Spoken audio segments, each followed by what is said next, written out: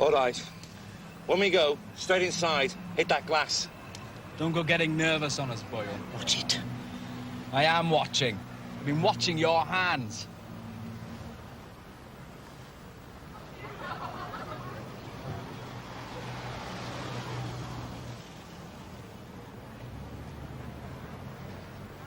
What the hell are we waiting for? 4 customers in the bank. Too many. If we're gonna do it, let's do it. You need a holiday. You need some sunshine. This work's getting you down. You're so clever, aren't you? But I'll have the last word with you, Boyle. Shut it!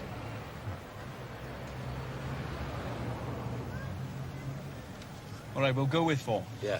You take that glass, and then you keep your finger off that trigger before you blow us all away.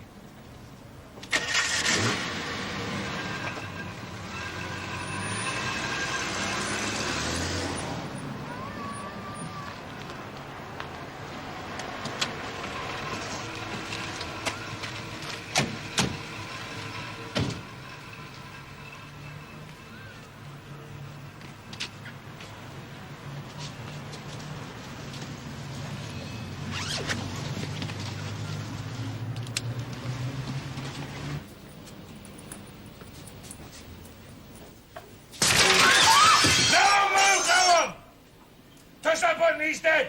Everyone, cover your eyes! Do it! You, open this! Lady, you've got 2 seconds!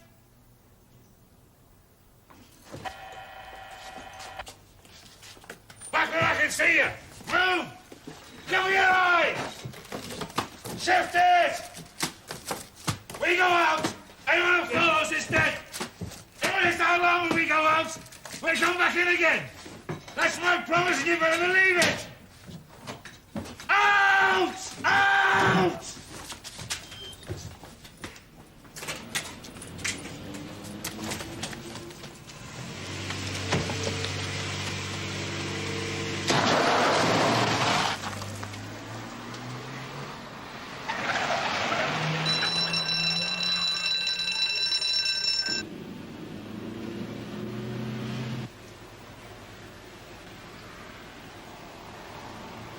Harley to all patrols. Urgent to all patrols. Robbery. North Britain Bank. High Street, Harley. Time 10:07 hours. 3 men. No descriptions yet. In brown Jaguar. Direction south towards Penworth Vale. Registration number believed to be... Inspector to Hartley. Yes, Mom. My position, George. Southwood Road, cutting across to Penworth Vale. Understood, Mom. Registration number. Bravo Juliet Alpha 832...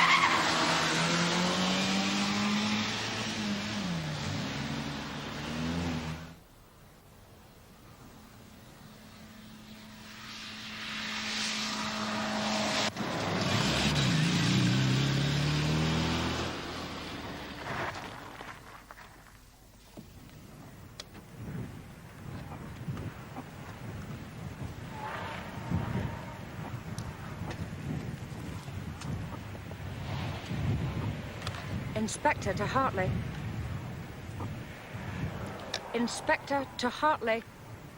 Hartley. Brown Jaguar, high speed, Penworth Vale Road. Can't catch it. Inform headquarters traffic. Checkpoint and fast.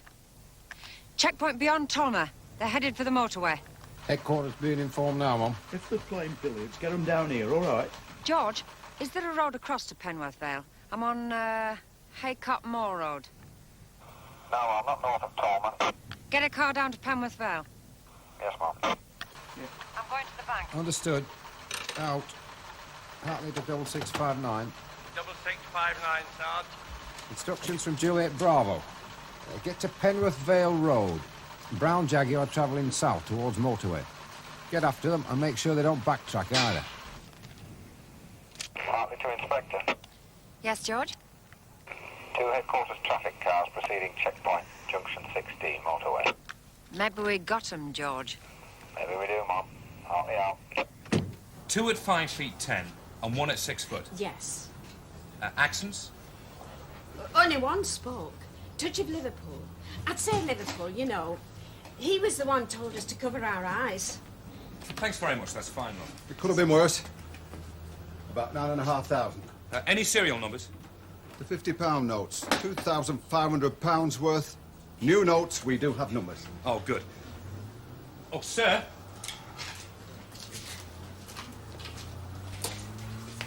Checkpoint's on junction 16, motorway. Should be hitting it now. Right. A couple of the old ones are in shock. Maybe a doctor... I'll talk to him. How much? 9,500. Ladies and gentlemen, I'm Detective Chief Inspector Perrin. We have to ask all of you certain questions, and now. The manager, I'm sure, will make phones available for those who wish to use them. Could somebody make tea for the old folk here? Yeah, I will. We're going to need all of you for at least half an hour. Mr. Bayliss. Wish I could say good morning. This isn't Hartley style, is it? Bit of history. Never been a bank robbery before. Is the 9,500 a firm figure, Mr. Bayliss? Looks like. It's the disbursements to the tills. Oh, and we've got a few numbers for you. Have we got them contained, sir? Headquarters may let them through Tolmer. Block the motorway, then block Tolmer. They have 4 mobiles within a 10-minute area. Have they been spotted? By you, apparently. All in gloves. Yes, sir. Oh, barring the one who took him off to grab the money while the others covered him. It was a shotgun and 1 pistol, Inspector right? Hartley. Right, they poured in through the door and then smashed the panel. What news of the checkpoint? Negative, Mom. Nothing so far. Did you get a car north down Penworth Vale towards Tolmer? Mom, HQ routed our car direct to motorway. Message received. Out. Nice. Come to the back, will you? Quite a major incident for my first contact with your section. Yes, sir. Your section, my CID. Yes, sir. I understand you have CID background. Yes, sir. So will you keep it well under rein? One of the banes of an existence like mine has got to be the section inspector with the Serrano de Bergerac nose. I'm not sure what you mean, sir. I mean, keep your nose out, lass. Now, just a minute, sir. Don't just a minute me. And I'm not going to split hairs with you. With respect, sir, there's nothing to split hairs about. This is my section. I am involved. Inspector to Hartley. Hartley. Still no sighting. Negative, Mom. Have you got a Panda car? Sparks has just come in, back 2 area. Browning's in. Right, tell Sparks and Browning to get that Panda up to junction Headley Rise and Penworth Vale. Set up a checkpoint. Stop and search all cars, vans moving north.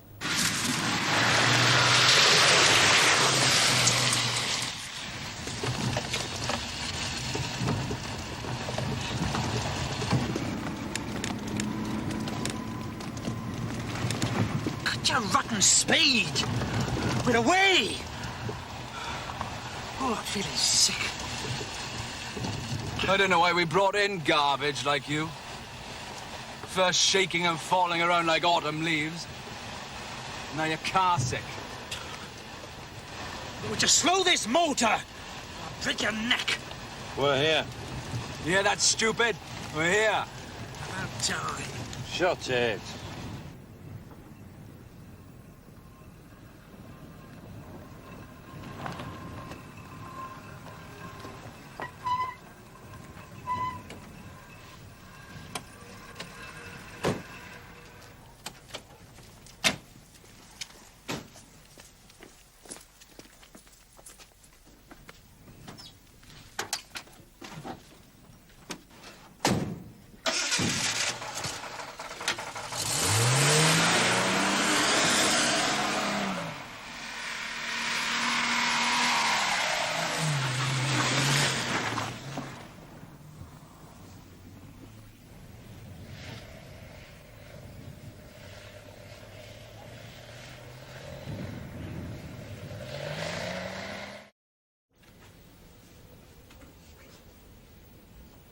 You did something very irritating at the bank.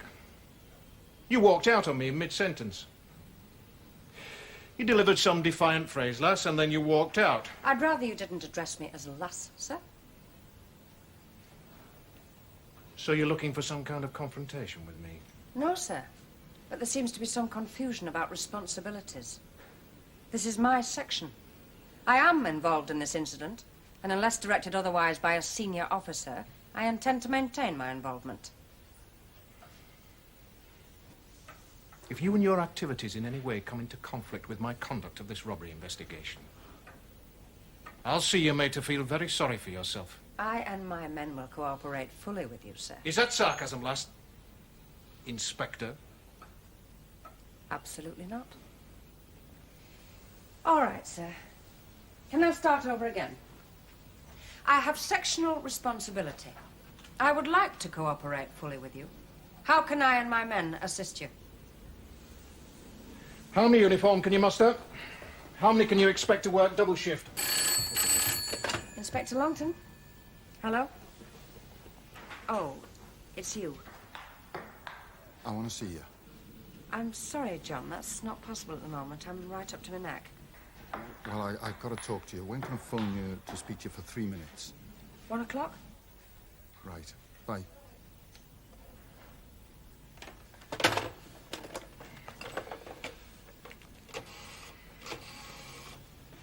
Yeah, we've only just arrived. Not much traffic around. Seems to Joe, be fairly a popular word with with tractors you. and You sheep. can pass it on to George. as well. Anyway, John Browning. Think about who was in my office before you put through a personal call. Repeat, Yes? John Browning is. Yes, I'm sorry, ma'am. Sergeant Parry. First bank robbery in your career. Me lecturing a class of school kids on a day in my working life. You better get a better alibi than that, Bry. We all know you did it. No, I'm innocent, Sarge. Yeah, well, while you're proving it, you better keep on your toes. As aggro about the first appearance of our new DCI Perrin. What's the aggro? Giving her hell. Now she's in a temper with him, we won't get a look in on this job. DS Maltby to Hartley. You never know, though. CID seem to have lost the beggars. No doubt they'll expect us to find them. Right, job for you, Sarge. The likelihood is they're out of the county, villains, but they've run to earth. In open country, open moorland, so we'll get them. And when we've got them, I want to have their background. Yes, bring me back. Come in. Dick Mop just came through, sir. They're not between Tormer and the motorway. Thank you, John. They switched cars and came back to town? When you spotted them, they were heading for Tolmer, so they went through there. Does that follow, sir? There are a dozen roads off Lower Penworth Vale beyond Tolmer. There are no roads off Penworth Vale coming back to town. The professionals, they know we can't block a dozen roads in minutes. What of the clever, inspired amateurs, sir?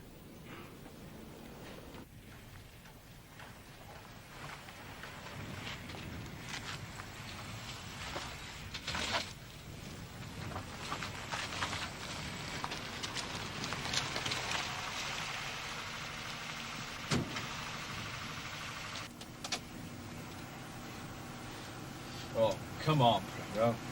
Shut it.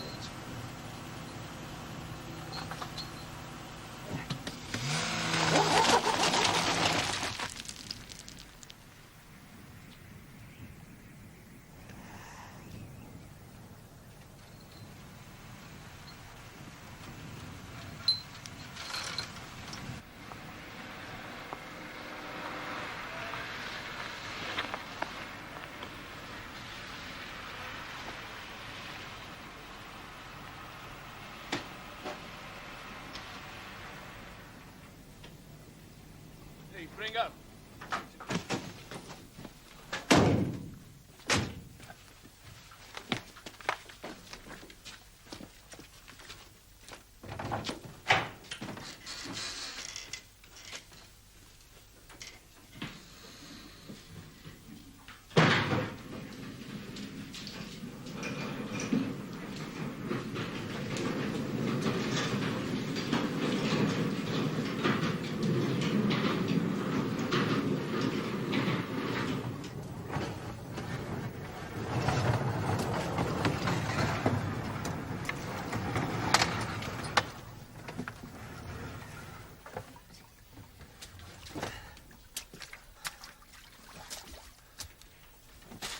Yeah. Start counting the money out. Hold on a minute. I thought I was doing that. Shut it.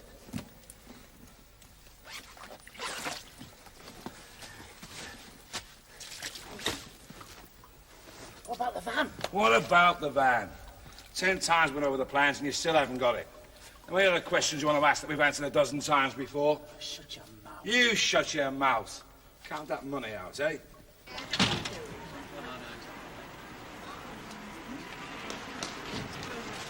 Hartley.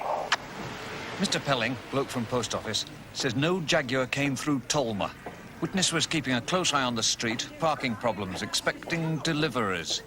Witness definite. Jaguar did not come through Tolmer. You sure? Right. Some shopkeeper in Tolma says definitely no Jaguar went through. He had his eye on the street waiting deliveries. They're backtracked. I don't know. They ran from Hartley, switched transport and ran back to Hartley. No, too risky. You know, I put Sparks and Browning to set up a checkpoint here. If they're backtracked, they'll have hit the checkpoint. You did what? Well, as I left the bank, I thought better get South Road from Hartley covered quick. What the hell's going on here? And what else have you ruddy well done?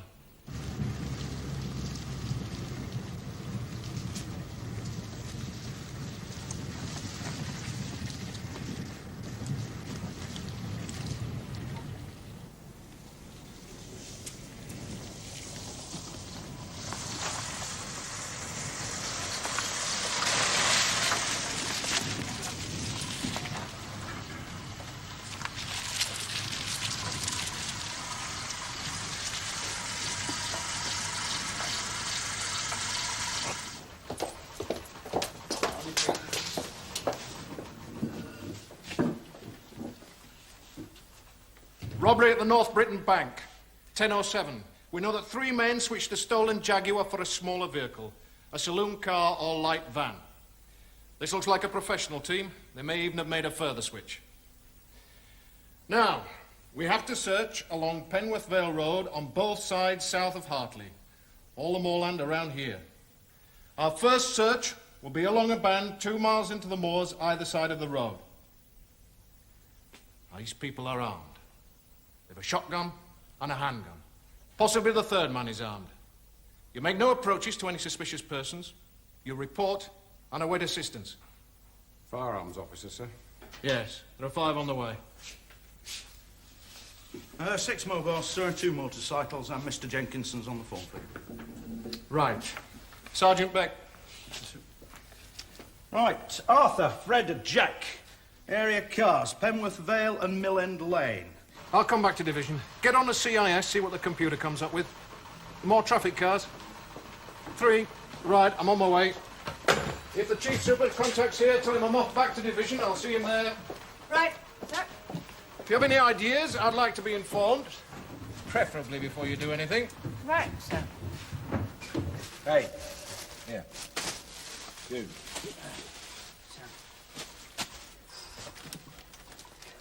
Why don't you get a paraffin heater? I'm frozen solid. No poor dear thing. Never heard about gas in mines, I suppose. Those garbage like you is used to crawling around freezing filthy mines. Listen, pet. 48 hours and you'll be out of here, see? Mallorca, Madeira, you like that? The boiling sun beating down on your repulsive body. What else you got in there? Well, there's today's papers, some playing cards, carton of milk, bread, butter, sugar, flasks of tea and soup, some reading material. You know, big books without pictures for Vic and me, and a copy of Tit-Bits for you. Oh, very funny. Yeah. 2 transistors. Oh, here, give us one of them. Though I regret to tell you, pal, you can't use that down here, see? You've got to go somewhere else for your woman's hour. Where are you going? There's no Down radio. there, I suppose you're supposed to stay. It's the radio. Get him to get out of his sight.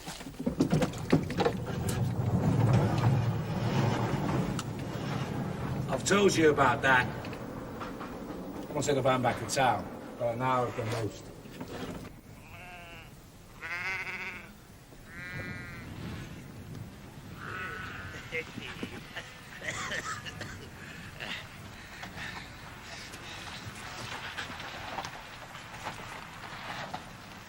Well, I'll be blowed.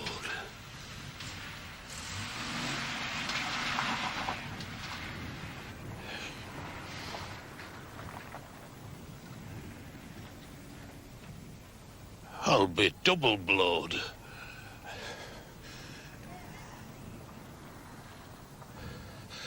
Come on, Bessie.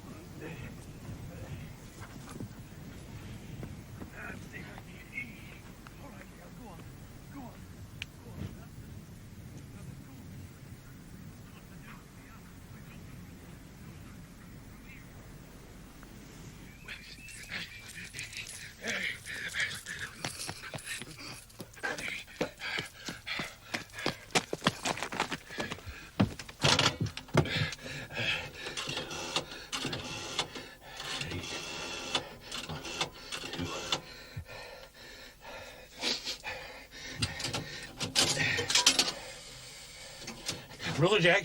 Yeah, is that you, Brother Jack? Yeah, Brother William Minty speaking. Yeah, get Brothers Henry Jones and Ted Mead over to Crown and Eagle. We're to form a committee. Yeah, well, as I predicted years ago, it's happened. The outrage has happened.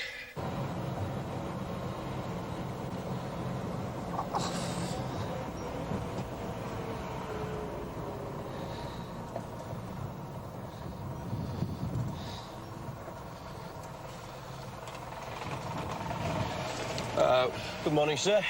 What's the matter, officer? Won't keep you a moment. Rear door's locked? I don't think so, no.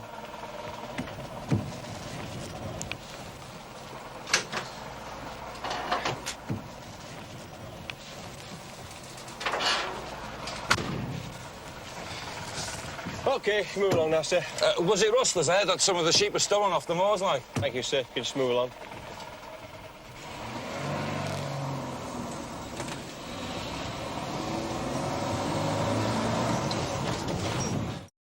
Look, I'm terribly busy. For you to just walk in. There's been a bank robbery. Ah, heard. Come on, Kate, you're always terribly busy. You said 3 minutes on the phone at 1 o'clock. Well, it's 1 o'clock I'm here, so what's the difference? All right, I'm listening. Okay. I'll be brief. There's a friend in town, an old man. An old mate of my father's. He's an Indian. He's made a lot of money in the construction business over here, and now he wants to go back to India and set up a charitable trust. And he wants me to help run it. To travel 6 months round India with him. Starting, well, in a matter of days. So,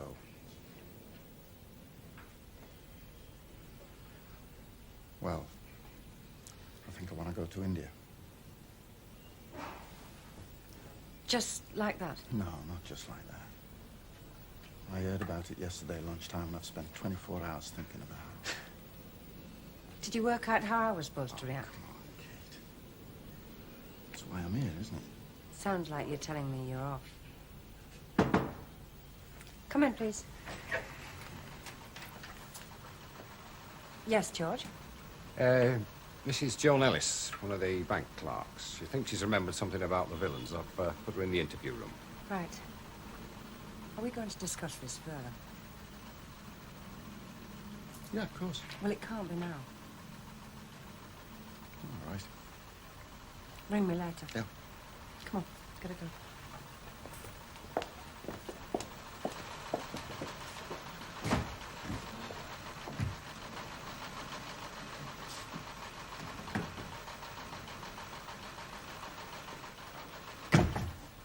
Mrs. Ellis, I'm Inspector Longton.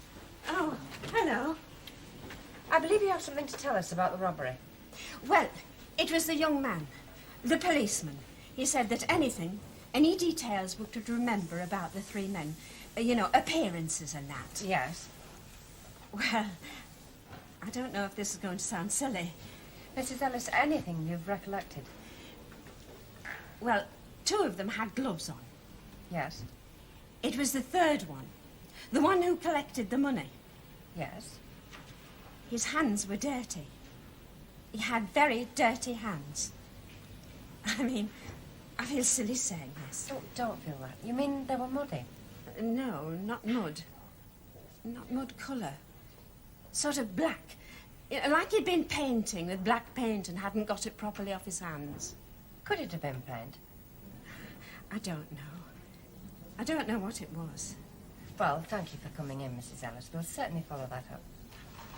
I'll put the kettle on while it's quiet. Yeah, good idea. And get the biscuits out. I'm a bit pecky. When the boss comes out, remind her to phone Mr. Perrin.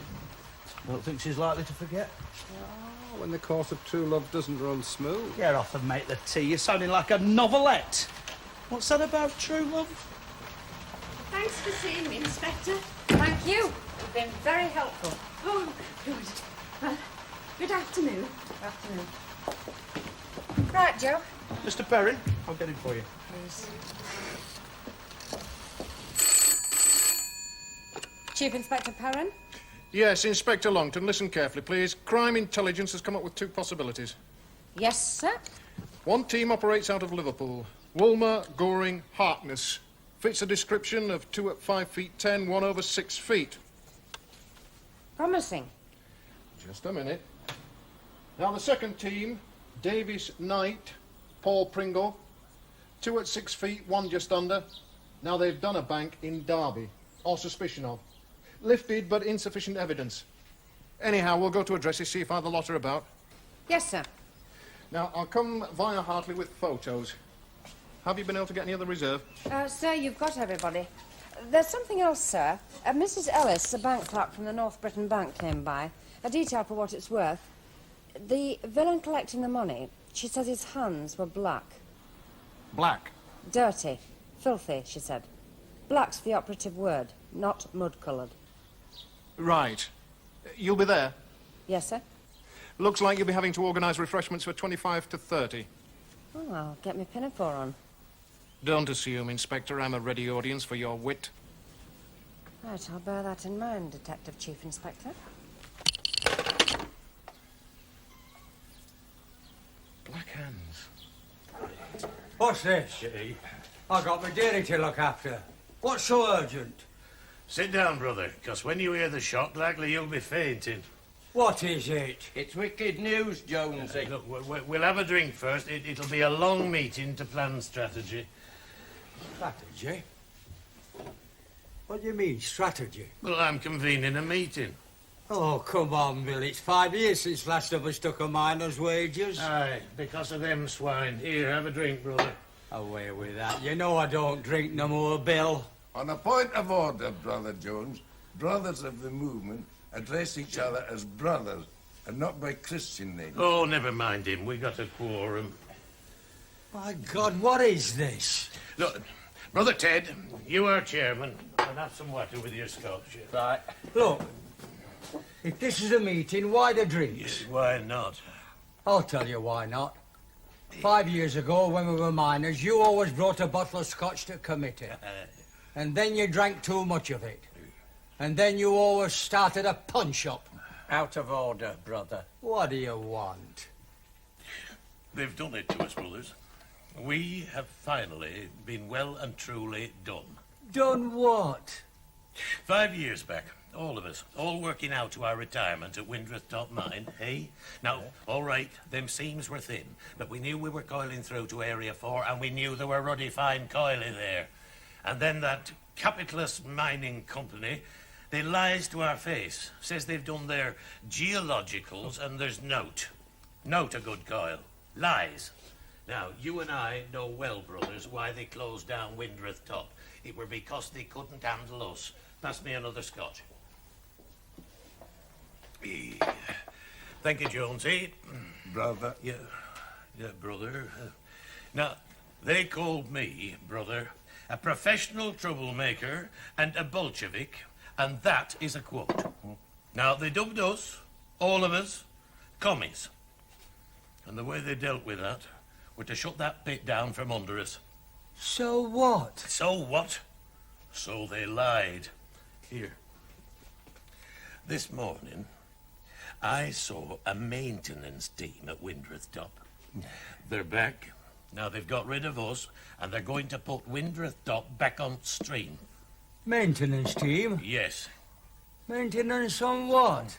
When they close a pit nowadays, they can't reopen it. Of course they can't. That's another of their lies you've fallen for. All right, all right. What team? Describe what they were doing. Look, in the memory of all the good men who lost their jobs.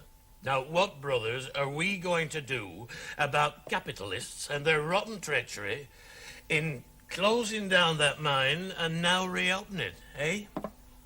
4 routes out of Hartley if they didn't get south of Tolmer. They're contained. Time's still on our side. All right, all of you, I want you to look at these. CIS suggests these as prospects. Team 1, Woolmer, Goring, Harkness. Team 2, Davis, Knight, Pringle. Gentlemen, bang down your tees fast, please. Let's get back on the search. We're doing all right on manning, sir. Looks like we're well covered to finish the moors. Right. Sir? I've seen him. Where and when? At Inspector Longton's checkpoint, she asked me and John to set up. Time? 11:30. He was in a van, yellow Ford Transit. Registration? I don't know, sir. You don't know the registration number? What kind of copper do you think you are? I'm sorry, sir. You searched it? Oh, yeah. On the moped in the back, nothing else. Right. Dick. Sir? Circulate descriptions of these three? Yes, sir. Right. Where are they? How far did they get before your officer saw Knight? 45 minutes. Let's say 20 minutes out to some refuge, 5 minutes stop, then 20 minutes back to here, the Dunnis checkpoint. They could have got across the moors quite a ways to Great Darnley. Or Limgill Bottoms.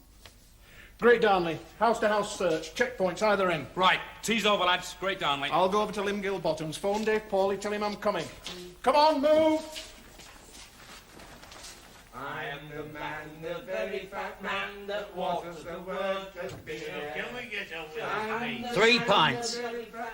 And a large scotch. Not for him, another large scotch. Oh, come on. Us lot kept this pub going for 40 years. You and your dad before you. That Minty has enough taken. He'll be very pleased to hear that. Call to order, brothers. All right, brothers. Now, what are we going to make of this issue, eh? What action? Who do we see? Let's make an agenda. Where's Miss Scotch? He says he won't serve you. Won't serve me? No. We'll see about won't serve me. Eh?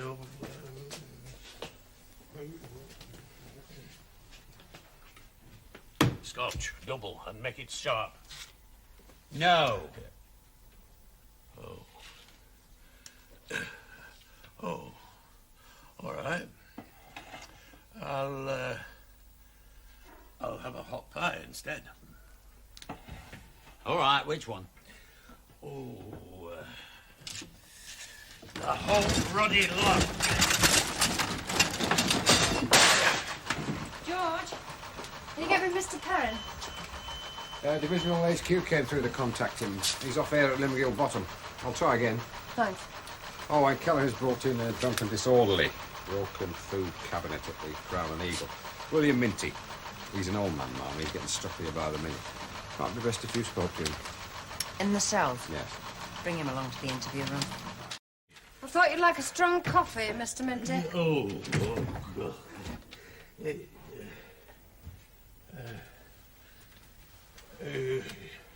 Who are you?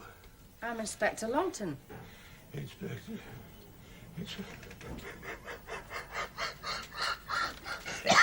Inspector! Inspector. What do you want? What I want is your version of what happened at the Crown and Eagle public bar. What? Why? There's a matter of a heated food display case. Landlord said it's wrecked. Said it's near new and he paid £150 for it. His father were a rotten villain and all. How did the food tray come to get smashed? I don't know. He says you picked it up and threw it on the floor. I picked it up and threw it on the floor. Hey. Do you know why his father left mining and went into pub? No. Because he were a boss's lackey. General strike. Brothers starving to death round here. And Mr. Crown and Eagle the First takes himself over to Lord Gorton's mines at Fulton Lacey, and he's down there, with all t'other traitors, working on quiet. Traitor to the cause. Drink the coffee, Mr. Minty. Well, I'm not finished with rotten traitors. It's not just a food display cabinet that I'll be dropping on mining company. Windruth Top is going to be a lie that they paid dearly for. Opening it up again. What do you mean? Windruff Top, opening it up? You're the mine girl, the mine. I know it's a mine. Look, there's maintenance people down there sneaking about. I see them with my own eyes this morning. Mr. Minty, Hey? what did you see at Windrith Mine this morning?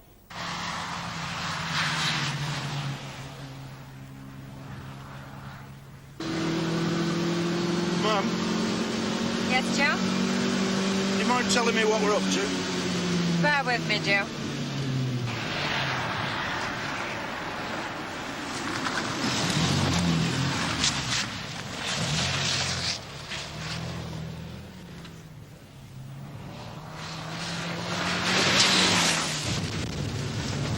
Safe optimum speed on a track like this got to be nearer 40 than 60. That bank lady, Mrs. Ellis, black hands, she said. Not paint, not mud. Well? Coal. Coal dust.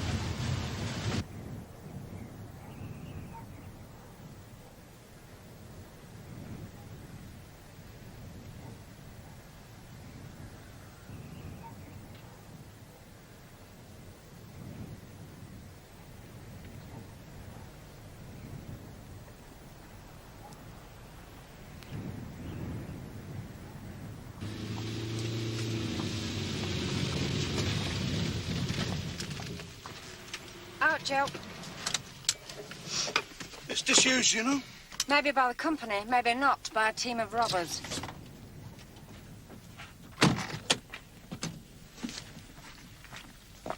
I think you ought to tell Mr. Perry, Mum. We'll look first. We'll work round that way. If we spot anything, we'll beat a retreat, okay? If you say so, Mum. Ready? Great. Any bread? In the carry bag. So, do you know, Pringle, if it wasn't for you, I might actually be enjoying this.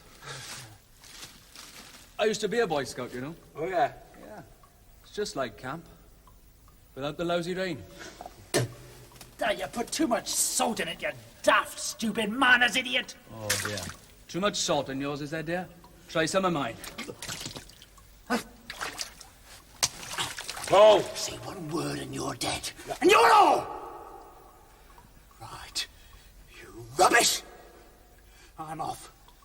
I've had as much of both of you as I can stand. You try and follow me and you're dead!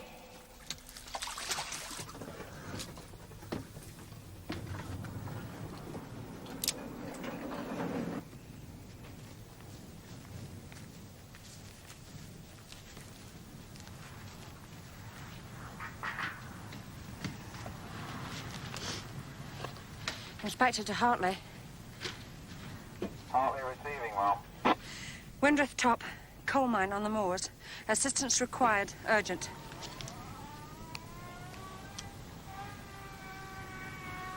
Joe? What?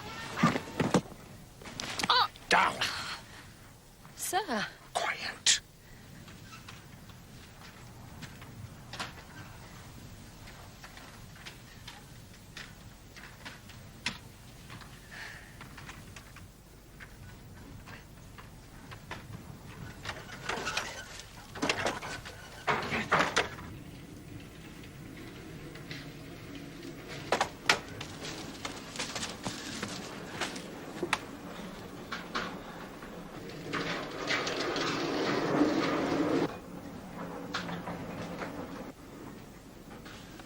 Go.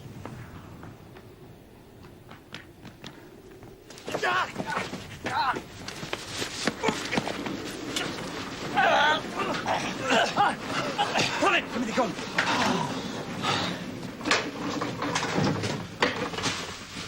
All right, drop that gun! Drop it! I'll kill you.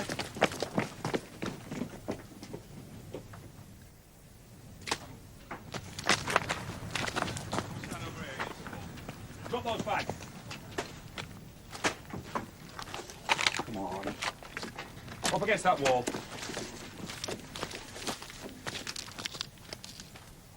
How the hell did you get here? 3 years in CID, sir. Is that supposed to be an answer to my question? Like you, Inspector, I also have to write a report. And I should include some of my reactions. Found your whole attitude questionable.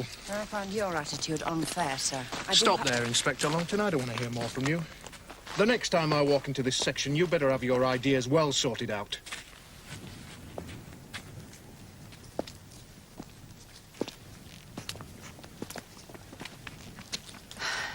Joe? Too late, lads. You missed it. OK, wait there. What have you done it, sir? I feel a bit extraneous around here. Driver's back, would you? Right, Mum. I should have told him. What with my new judo classes, the next time he jumps me, he'll likely end up down a mine shaft. No, you don't want to warn him, Mum. That's what judo's about. The element of surprise. Right, Joe.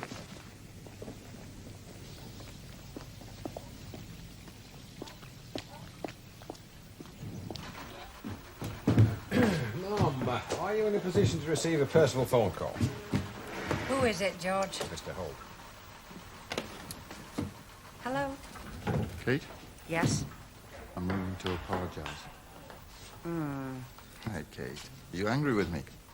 Well, I'm sorry. I'm sorry if I upset you. I had to tell you, though. you're the second male beast I've had dealings with today. The other didn't apologise. Well? Crown, 10 minutes. Yeah, I'll be waiting. If you're lucky, I'll buy you an Indian meal, get you in the right mood for your trip. Right. Right.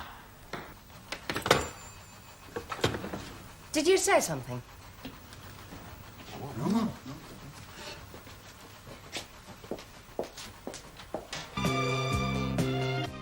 Next on Drama, we catch up with London's finest police. The good folk of Sunhill are on the beat. In the bill.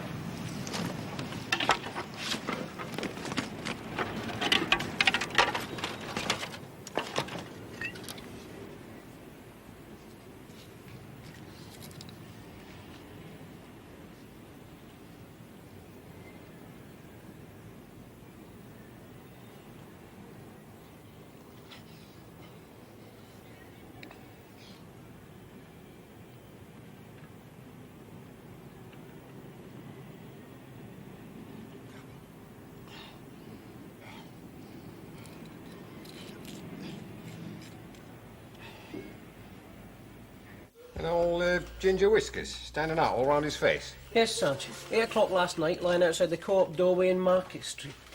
Billy Bottle. Should I have necked him? Well, perhaps moved him on. He was paralytic drunk. Where to? Doorway of Woolworths? Well, that's a real treat, Arnold. Thanks very much indeed for letting me know. I appreciate it. Thanks again, Ta. Oh, boy. Right, lunch on me. Where are we going? Nowhere, we're too busy. Right, son, go to Mumford's and throw caution to the winds. I'm not expecting no change. How much? £800 for a stair carpet, not including fitting? Good Lord, where do you think I live? Alton Tower? No, thanks. I'll get another estimate somewhere else. Yes, come in. Oh, sorry, Joseph. I thought you were a carpet salesman. No, ma'am. I just thought you... £800 for a stair carpet. Who do they think I am, the Chief Constable? Sorry, yes, Joseph. What can I do for you? I've just had a call from a friend in the Courts Administrator's office. He thought we'd like to know that this morning Mr. Justice Willard Jones sent Ernie Gates down for 12 years. Oh, well, yes, thanks. Always good these days to hear somebody getting what they deserve, ma'am.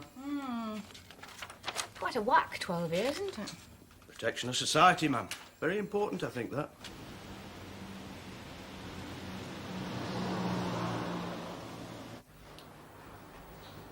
Oh, is this Barbara? Barbara, this is Colin. This is Sheila. Hello, Barbara. Hello. Yes, well, I'll, Would you like a cup of tea? Have some made. Yes, Barbara? Oh, Tom, you stop and have one with Sheila. Hmm? I'll take you upstairs and show you your room then, Barbara. Eh?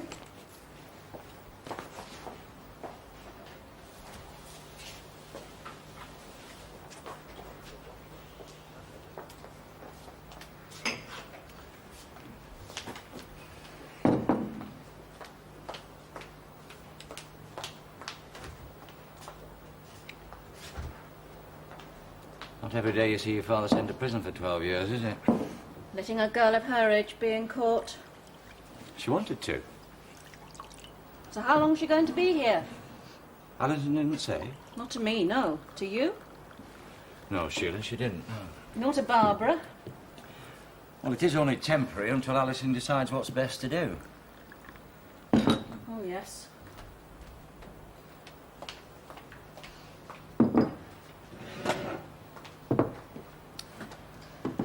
I'm sorry, Tom. I know it's not your fault. But it's typical of Alison, isn't it? Doesn't matter how inconvenient it is for anyone else. Are you overcrowded? No, I didn't mean that. I meant how it would affect her. All the other girls here are long stay. At least they know that much. They've got that security. I don't like us being used as a staging post. You'd like me to make that point to Alison when I see you? I can make my own points to Alison, thank you, Tom. Hey! I thought we were supposed to be friends. I know I haven't seen you both for a while. Sorry. How are things between you and Cole? Yes, all right. I know you and Colin are old friends, Tom. Has he? Sure, I haven't seen Colin for months. More tea? Yeah.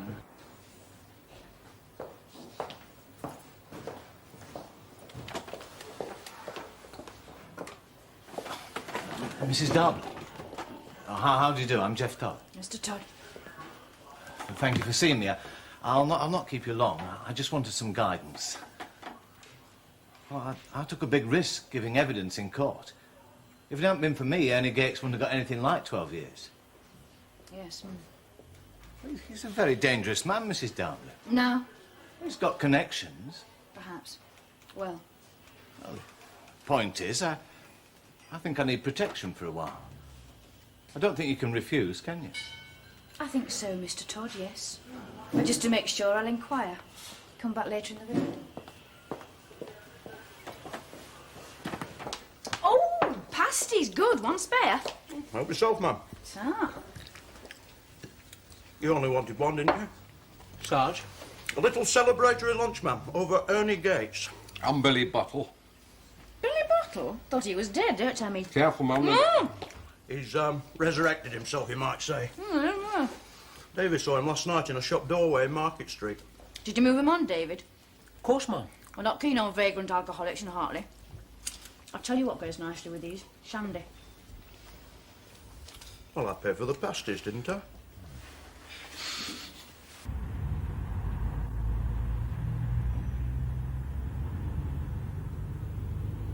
So, not very nice the experience for you either. Did Barbara say anything to you at all? Not one word the whole way there. She couldn't be in a better place. Sheila and Colin will help her if anyone can.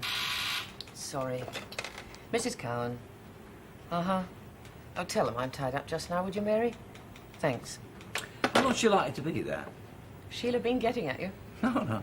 You really must learn to be a better liar. She's already been on the phone to me about it. Well, I'd be interested to know, too. At her age, in her circumstances, I'd think fostering would be best. But it'll take me a day or two to find exactly the right place.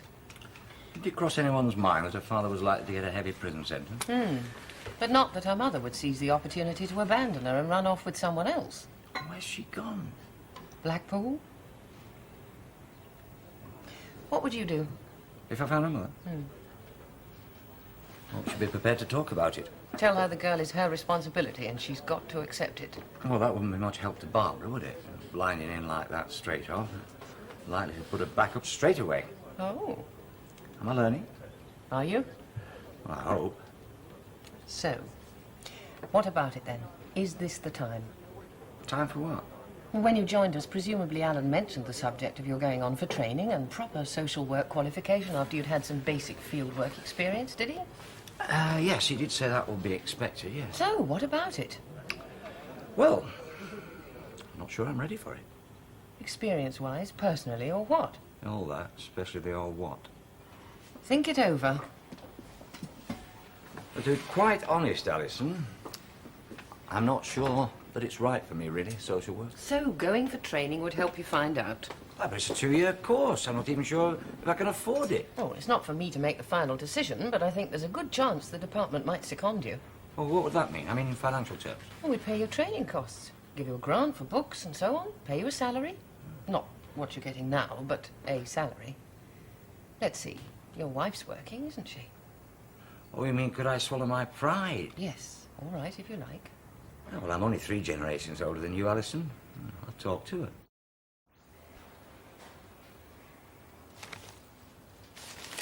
Well, how do you feel about it? Stop sounding like a professional social worker. Well, it is what matters. Yeah, the trouble is, I don't really know. Wouldn't let us talk it over with Colin. Oh, do you mean at Mariner House Community Home? Chap was married to what's her name? Yeah, good idea, why not? 2-year courses. Mature non-graduates are welcome. Experience in social work is an admission requirement. Manchester, Liverpool, either of those would be okay. Near enough, as if they gave me a place. If I wanted a place. Look, let's talk about it some more. What are the pros and cons? Trying to list them might help.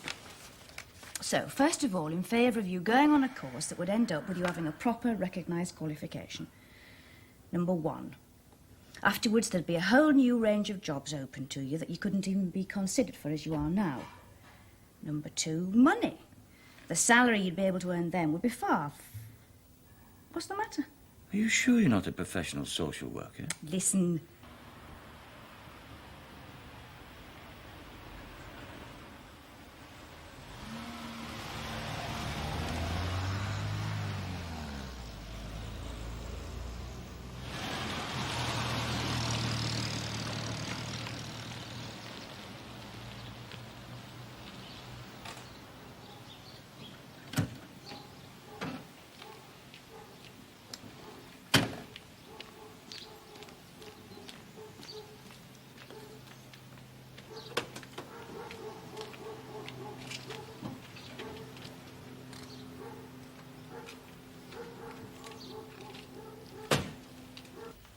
I suppose he's entitled to protection. If he hadn't turned Queen's evidence, he'd probably gone down for 12 years himself. So, that was his protection. Does he seriously think Ernie Gates has enough influence from inside the Nick to have him seen to? I don't know what Todd seriously thinks. Whatever it is, it's enough to have got him inside a police station voluntarily. Message just come through from Moortop, Sergeant. Will I get pasties again today? Don't they have anything else? Savoury mince mutton pancakes? Pasties. Pasties. Oh, well. Did you know Ernie Gates had a daughter? I think I did hear something said about it once by somebody.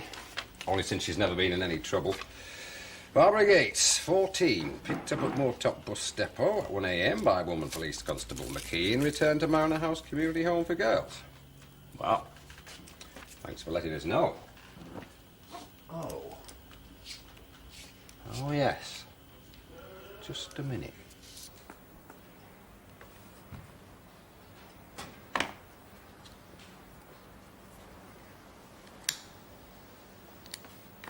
Oh, sorry.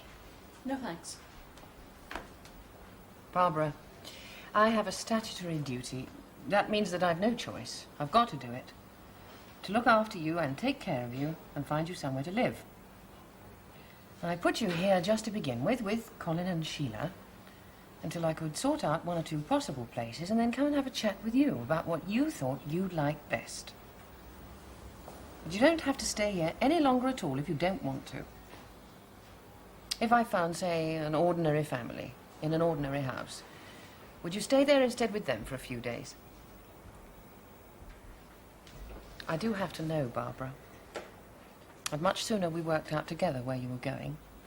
But if we can't, then I shall have to apply for a court order, which means that I have the power to decide on my own what to do with you, whether you like it or not. I'm not going to stop anywhere. Well, you're old enough to understand this. If you go on running away, you'll only be brought back. And then I shan't have any choice but to put you somewhere that you can't run away from. Have you had a chat with Sheila about this at all? No. Well, we've not really had the time yet, have we, Barbara? Look, I must go and see one of the other girls for a few minutes. Why don't you and Sheila have I want a to little... talk to you. Yes, all right then. On our own in private. Right, well, I've got to go and see about...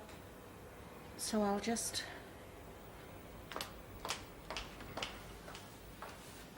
Right, okay. I don't want to have to stop here. Well? Todd, Mum. Geoffrey Todd. Yes?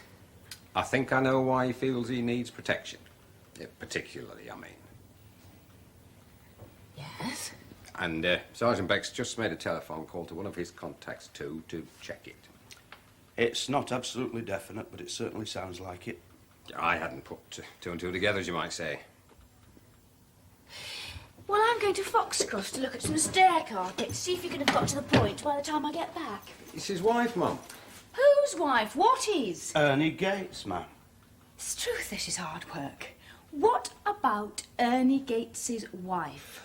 The whisper is that Todd was messing about with her while Gates was in custody waiting to come up for trial. And now he's gone down, they've shacked up together permanently. Which would be a good reason for Todd thinking he was in need of some protection. Oh. Well, all right. Let's ask Mr. Todd to come back and have another little chat with us, shall we?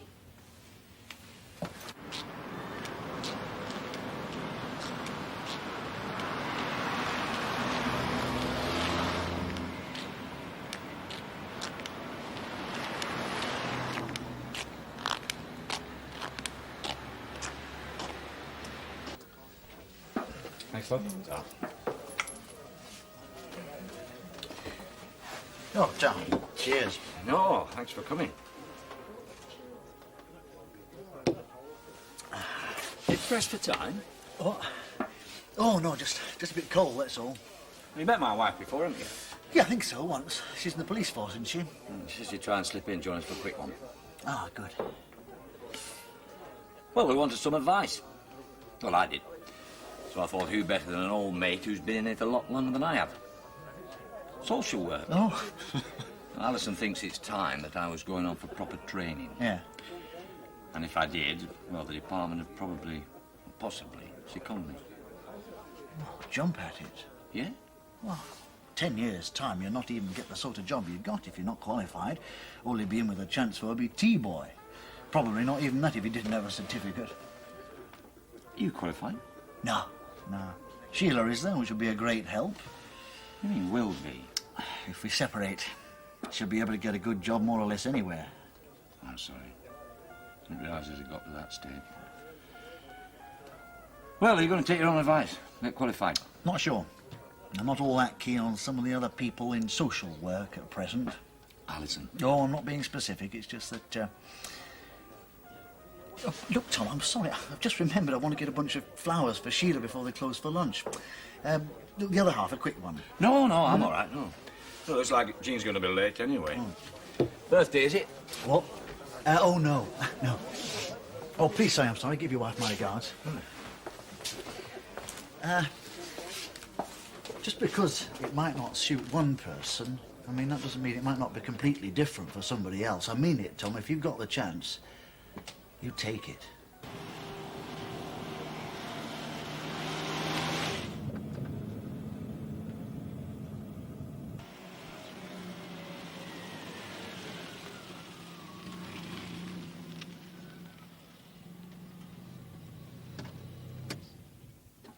Mrs. Granger's got 2 children, a boy and a girl. I think one's 6, the other's about 8. Mr. Granger died last year. I think you'll like them. I think they'll like you. But it's only for 2 or 3 days to begin with, okay? Right then, come on.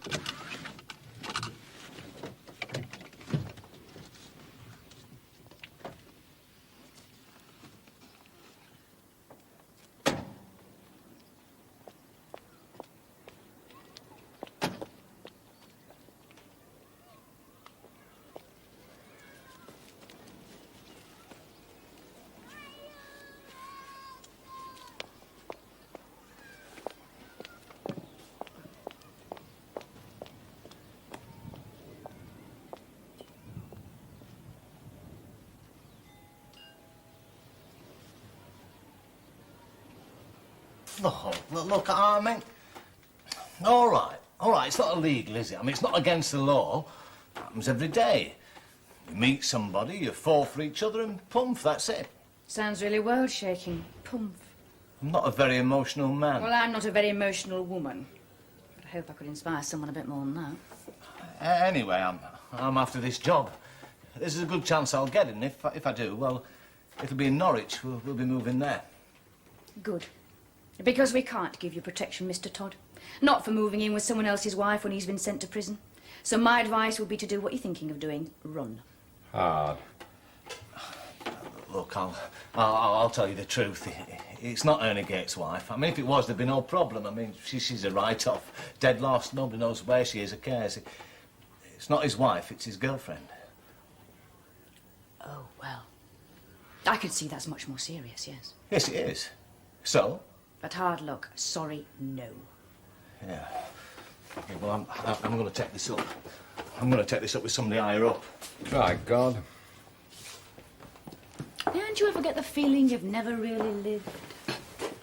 Oh, I was supposed to be meeting Tom. Oh, well. Thanks, Mary. Yes, ask him to come straight in, would you please?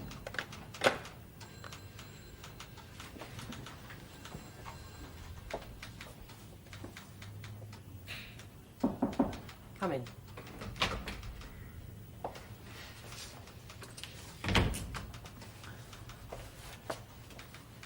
Yes, Alison?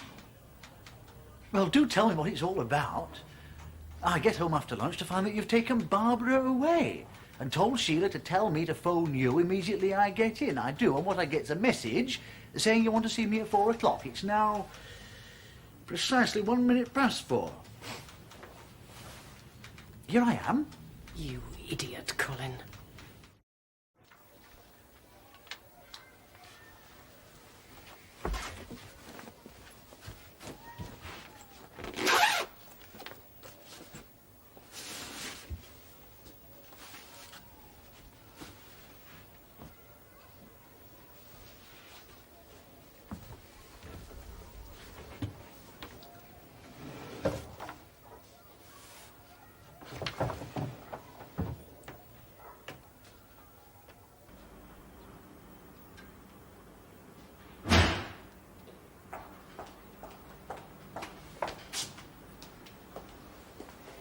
What did she say to you?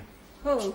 Alison, before she took Barbara away. I've told you nothing. Only phone Barbara? No. So you don't know what this is all about? No, Colin, I've no idea what it's about. Barbara has made an allegation about me.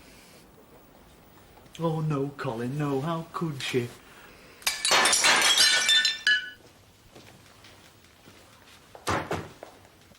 Yes, sir. I'll give her the message as soon as she comes. Thank you, sir. Goodbye.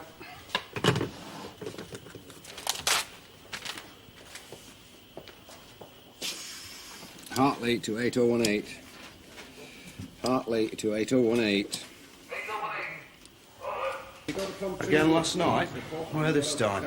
Under that old broken down bridge to the canal. Did you move him on, David? It was building in the rain. Just moved him a bit further under out of the wet. Oh, you better not tell the boss that. And look, son, next time you trip over him, nick him. At least that way he'll get a nice warm night in the cells and get some breakfast or something. Sarge. How old is he anyway? Billy Bottle? How old's Billy Bottle, George? Oh, it's hard to say with all those whiskers on him. Must be 40 now, though, mustn't he? 40? But he looks more like 70. Yeah, it gets you like that when you're as far gone as he is. Morning, ma'am. Morning. Anything further come through about Scott and Evans, George? No, nothing yet, ma'am. Oh, Chief Inspector Charles says, would you phone, please, when you come in? Yeah, OK. I remember reading this article in the Clarion once. Apparently, there was this young police cadet got interested in vagrant alcoholics, so they gave him a month's leave to go and live with them, really study them. But I think after 3 weeks... Wonder if they give me time off to go and study the social problems of the Bahamas. No, He was whispering. Go and have a talk with Father O'Brien at St. Jude's. Who? Will you think someone tried to break into the... Billy Bolton, I've propped him up. What? Nothing you can make any sense out of. He keeps his head down like that all the time.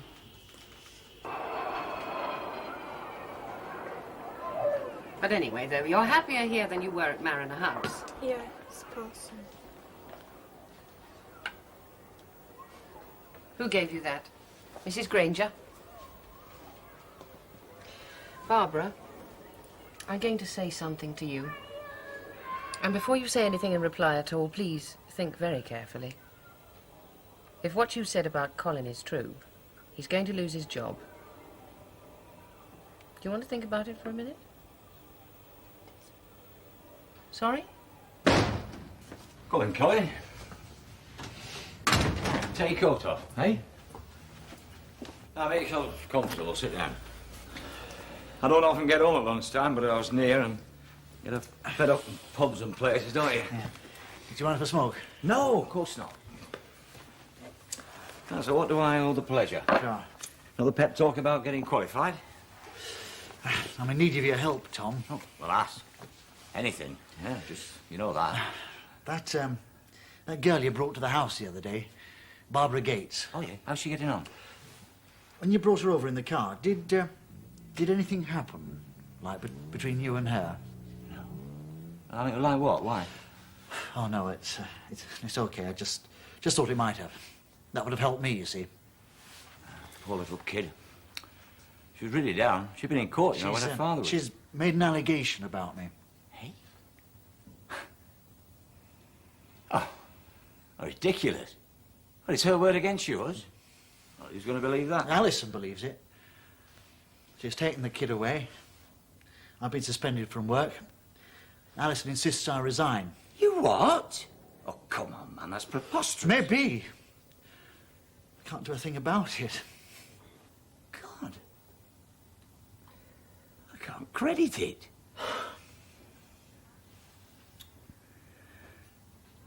Well, maybe the middle of the day, but I could do with the brandy. Sure, you could, too. I'm sorry, Colin, but she's lying, isn't she? Of course she is.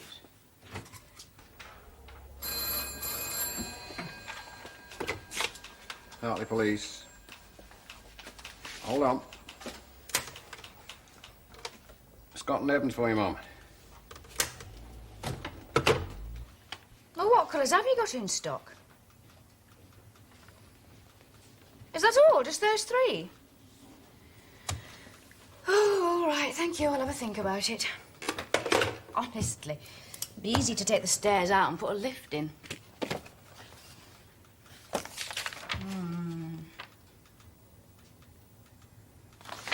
Is this it? For the moment, ma'am, yes. Not what you call cast iron evidence to make an arrest on, is it? We've reason to hope we may soon have a statement from an informant that should tie it all up neatly. Informants, what would we do without them? Oh, that reminds me. Chief Inspector Charlesworth says we can tell Mr. Todd there will be no ring of armed policemen around his house, or for that matter, not even one. But any patrol car happening to find itself in the vicinity might occasionally cast an eye. I'm sure that'll fill him with total confidence, ma'am. And when you tell him, don't wrap it up. Just let him stew gently in his own... Do you think it shows, Joseph, that I don't much like Mr. Todd? Well, just a little. Still, like you say, we can't really do without people like him. Though in his case, you do seem to dislike him rather more than most, if I may make so bold. It's got nothing to do with him being an informer, though. It's because he's a snake. Ah, yes, I see. No, you don't see, Mum. But as we're on the subject, I'll tell you. 6 years ago, he got hold of some letters a friend of mine had been indiscreet enough to write to someone who wasn't her husband. He asked her for money, and when she said she couldn't pay and he'd better do his damnedest, that's exactly what he did do. The very next morning, there were copies of the letters on her husband's desk when he arrived at work. He jumped in his car to drive back home, much too fast, skidded at a roundabout and went straight under a container lorry. Was there no way of nailing Todd? She told me, but he'd been far too clever for there to be any evidence. So she was left a widow with 3 children, and the feeling for the rest of her life that it was her fault her husband had been killed. He doesn't know I know, though. Some things are better kept quiet, aren't they? Till an appropriate time. You've really asked for his resignation? You really have? Well, I think it's monstrous. I think it's absolutely downright monstrous. I'm sorry, Tom. I've told you already. I'm not going to discuss it. Well, I'm sorry too, Alison, but I am. Now, look, you can't just turn it off like that. It's not Colin's idea for me to come and see you, no. This is my idea. I protest about his treatment in the strongest possible terms. I protest. Now, look, I took her all the way from the court to Mariner House in the car. She could have made up any fairy story she liked about me. If she had, would I have been asked to resign? Tom, I really am very busy, so do you mind? Alison, you've crushed the man. He's absolutely shattered. Now, look, Alison, I shouldn't say this, perhaps, but... well, he and Sheila are going... their marriage is going through a very rocky patch just now. I know that, yes. Well, he's not going to have any chance at all of surviving now, is he? That is something that only Colin and Sheila can work out between them. Oh, you're just going to stand aside and say it's nothing to do with you? I thought social work was supposed to be about caring for people. Tom, I am not going to discuss other people's personal affairs. Oh, that's marvellous, marvellous. Well, are you saying there's not even going to be some kind of inquiry so he can defend himself? Just got to resign, that's it, finish? I hope there'll be no inquiry. Barbara is unsettled and disturbed enough as it is. Well, there you are then. That's exactly the point. Barbara is unsettled and disturbed. And yet you'll kick a man out of his job just because somebody like that... Mrs. Cowan. Yes, Mary, tell them I'll be along there in a moment. Thank you. I'm sorry. I have to go. I'm due at a case conference. Excuse me. So this is what you want me to train to become like, is it? An iceberg, not a flicker of warmth or feeling for someone showing anywhere. I should sit down and calm down, Tom, if I were you. Shall I ask Mary to bring you in a cup of tea? No, no thanks.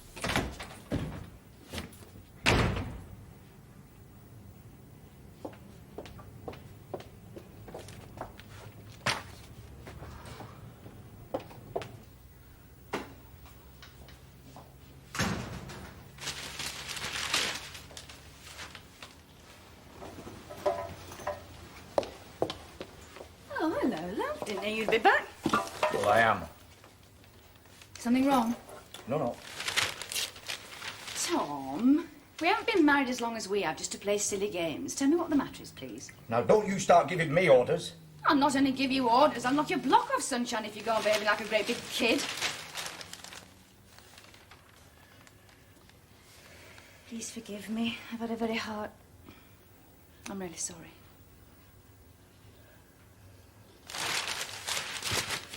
I've been to see Alison today. Yes? About... well, it's a confidential matter to do with somebody in the department. Confidential means you're not going to tell me? I can't very well. Well, not at the moment, no. It's just that somebody I know and like has been accused of misconduct. Alison's decided straight off that he's guilty and he's demanded his immediate resignation. Oh. I mean, it's the most unfair, the most outrageous piece of high-handedness I've ever heard of. I go and try and talk to her about it, and she flatly refuses even to discuss it.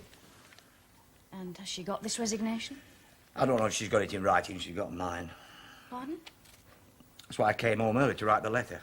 Call the afternoon post to get it in the morning. Tom, you've what?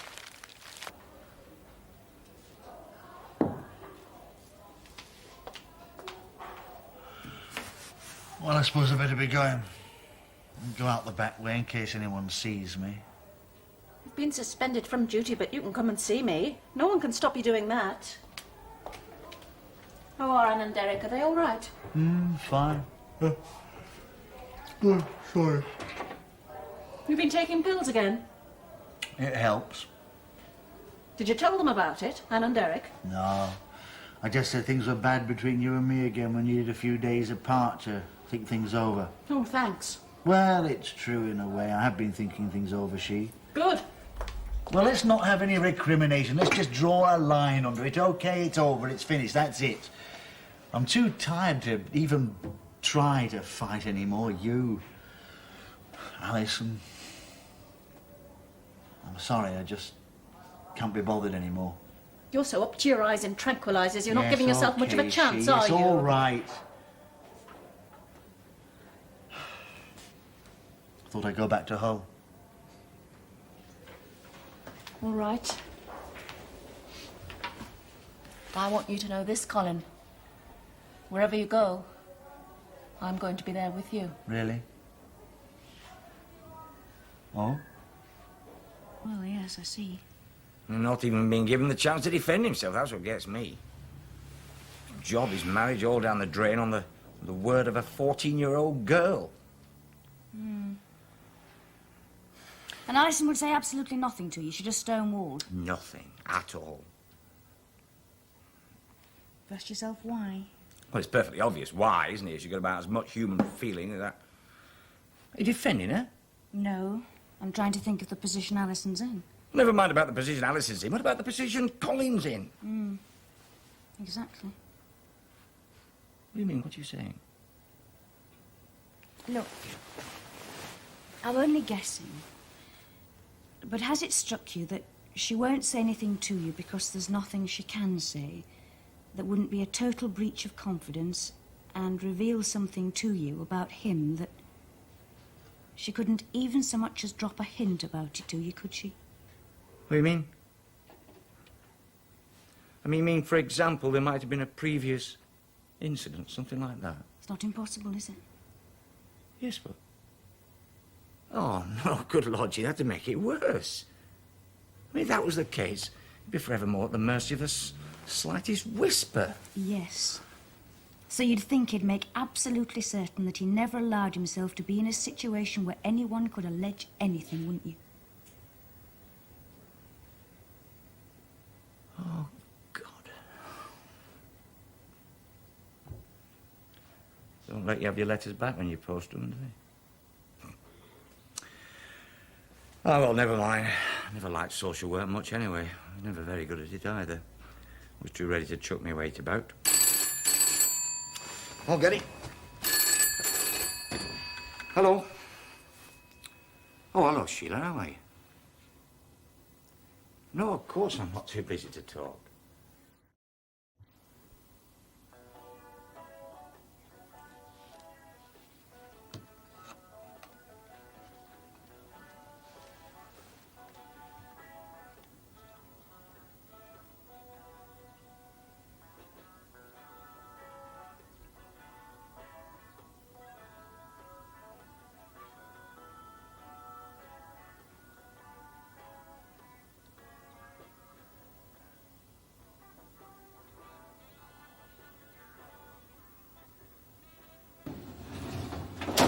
What time last night?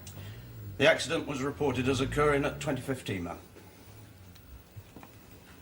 In Vernon Street, you say? Yes, ma'am, at the top. The corner where the traffic lights are by the church. The car mounted the pavement and crushed him against the wall. He was dead on arrival at the hospital. Who? Well... So, that's the end of Mr. Geoffrey Todd. Yes, ma'am. In a way, it, well, solves a few matters, you might say, doesn't it? Silly. I can't help it, but I do. I feel a bit guilty somehow. Do you? No, I can't say I do, to be honest. No, not in the slightest. And with respect, I don't think you should either. He'd come and ask us to give him protection. There was no way we could have protected him against being knocked down and killed in a road accident. If it definitely was an accident, was it? I would say so fairly certainly, yes. There's no doubt about it whatsoever. How's that? The driver of the car that killed him was 73, and she's in hospital herself, with a broken arm and extensive injuries to her head. Yes, well... I don't feel glad about it, though. And I always thought I would do if something happened to him. Do you know what I do feel, Joseph? Cheated. That's not really very nice, is it?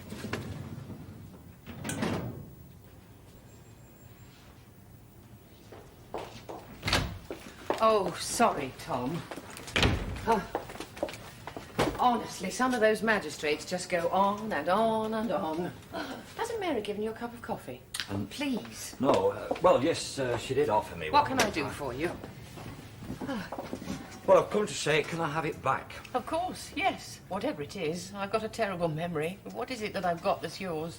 Well, that letter, the one I posted yesterday. Oh, well, you know what the post's like. Oh. Oh, would you do me a favour when you do get it? Give it me back without opening it. Why? Is it rude? Well, you could say that. Another word would be intemperate. Another one would be rash. Another one would be offensive. And another one would be very, very stupid. Wow. Well, we all fly off the handle now and again, don't we? I know I do. I also wrote I was handing in my notice. I'd like that to be ignored too, please, if possible. It is ignored. I never took it seriously for a moment. Oh, that's all right then, so long as the... thought you said you hadn't had it. Oh, well, just now while you were speaking, it vaguely seemed to ring a bell. But I didn't take it seriously. I threw it away. So let's forget it. What happened to make you change your mind? My wife happened. You mean about Colin, though, don't you? Oh, do I? She'd have rang up last night, said they both resigning together. Oh. Oh. No, I can't do it.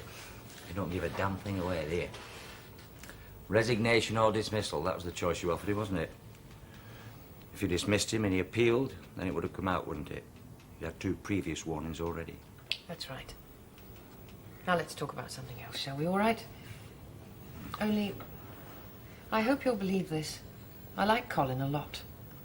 He's got some marvellous qualities, so I think it's desperately sad. Anyway, while you are here, what I really wanted to say was, I've been making a few phone calls to see if any of the training colleges have got any course places left. I knew it was getting very, very late for applying this year, so I hope you'll forgive me taking the liberty. It's a pretty depressing picture, I'm afraid. Manchester, no. Liverpool, no. Leeds, no. Birmingham, no. North London, no. It's more or less the same all over the country. Oh. Well, thanks for trying. Sorry it's been such a waste of time. Almost, but not quite. Out of the whole country, there is one place left on one course, and by a sheer stroke of luck, the principal's someone I was at school with. I know it's rank string pulling, but if you want it... Well, one place in the whole country? Where? Dover.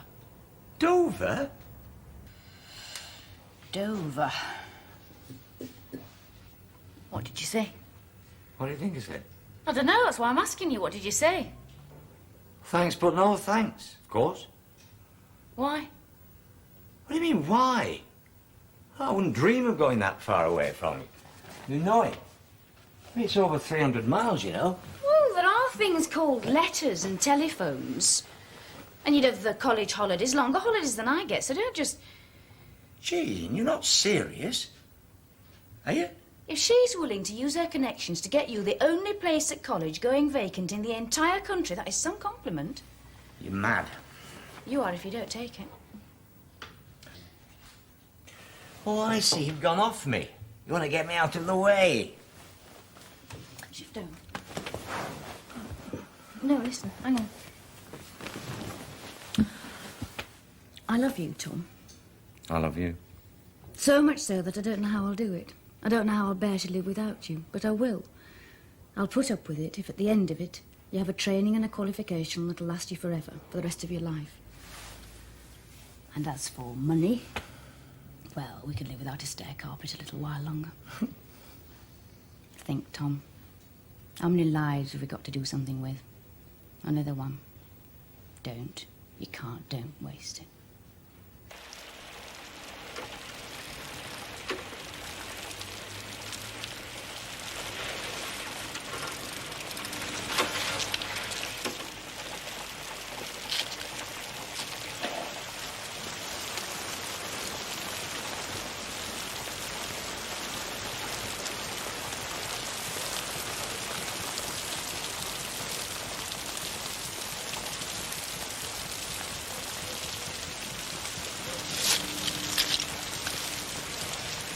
Come on, Billy.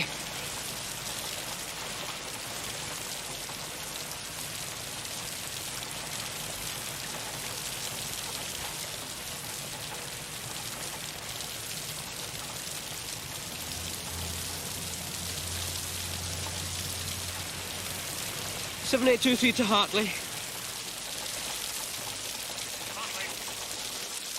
I'm on the waste ground off Barley Road to Barley Bottle. I think he's dead and I'll need an ambulance. 7 823 out.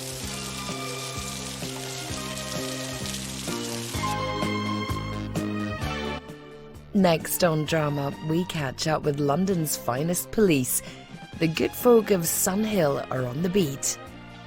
In the bill.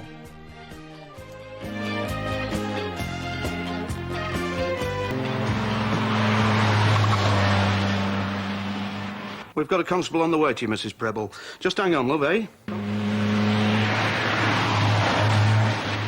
They've got me frightened out of my wits, Sergeant. They've been banging on bin lids, shouting abuse, threats, all sorts. Yeah, well, he'll be with you in a minute, love. You want to get somebody to stop with you for a few nights, Mrs. Preble. Give you a bit of company, eh? I'm on my own, Sergeant, ever since Jack died. You don't know. It is hard coping on your own.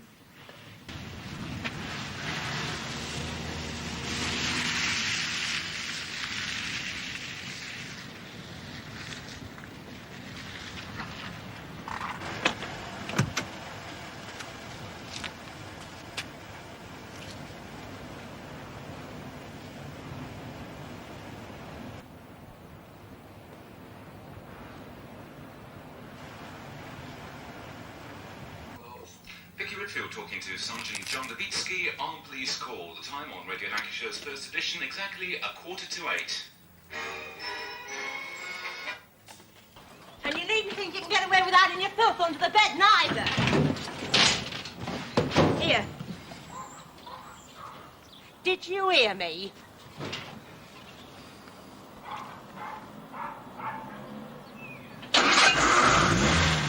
What do you want for your dinner? Steak pudding. You've been like house end!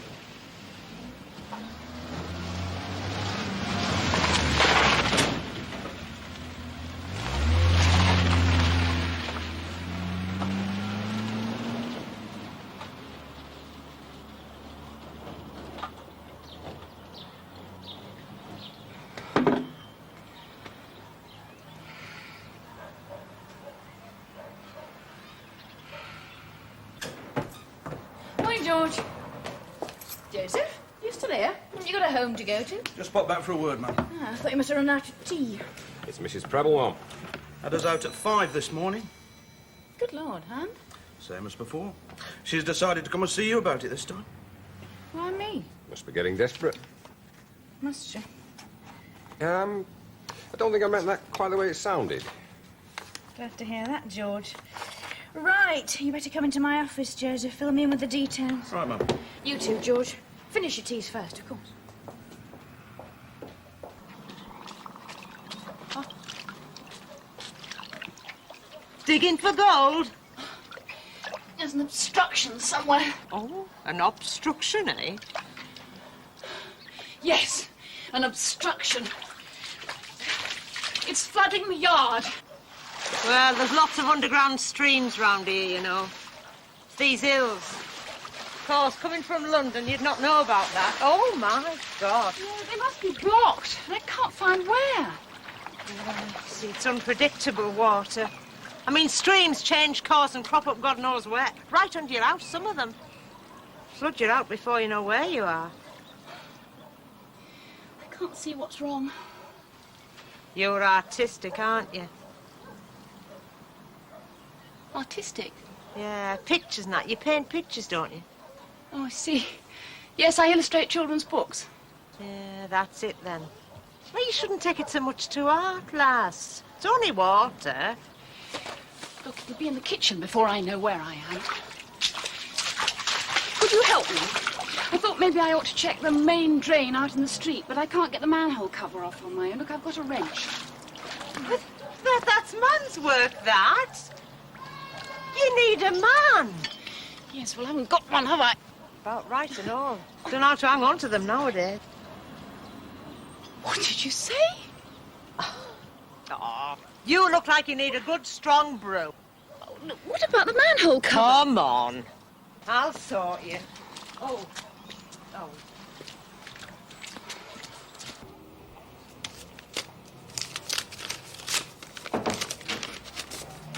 Have a seat. What on earth? Something wrong, Mum?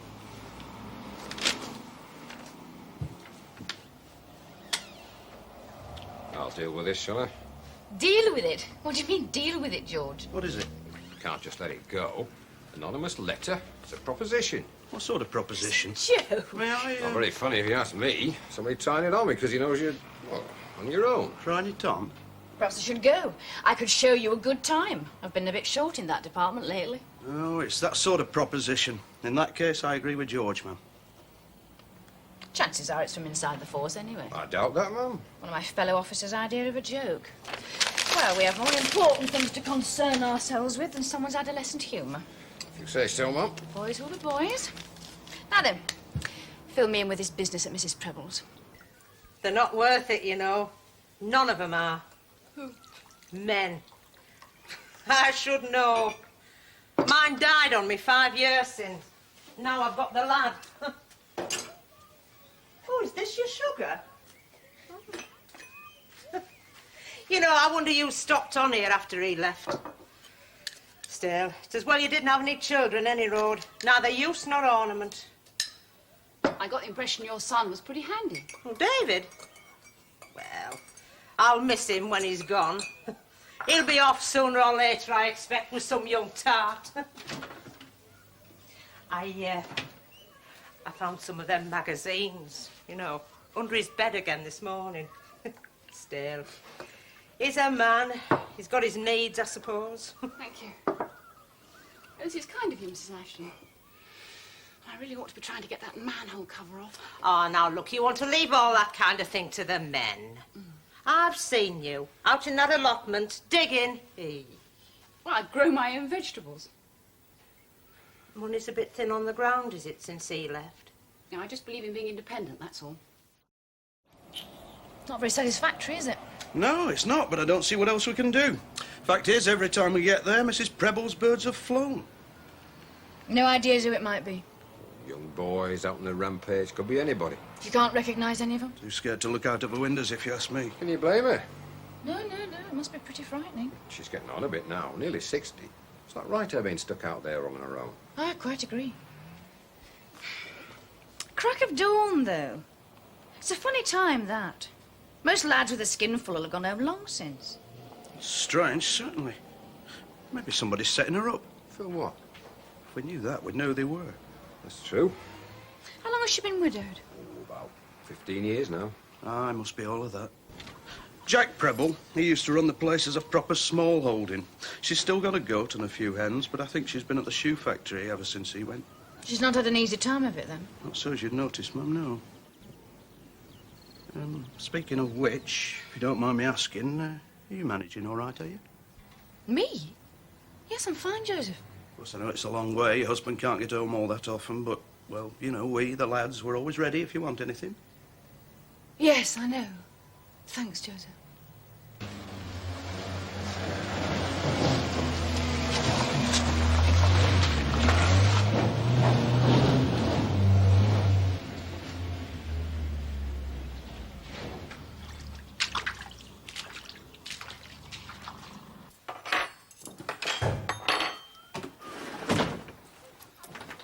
What's up with you? Burst held me up. Oh, use a cloth. I've got to get onto Mrs. Shaw's back before she's at me again.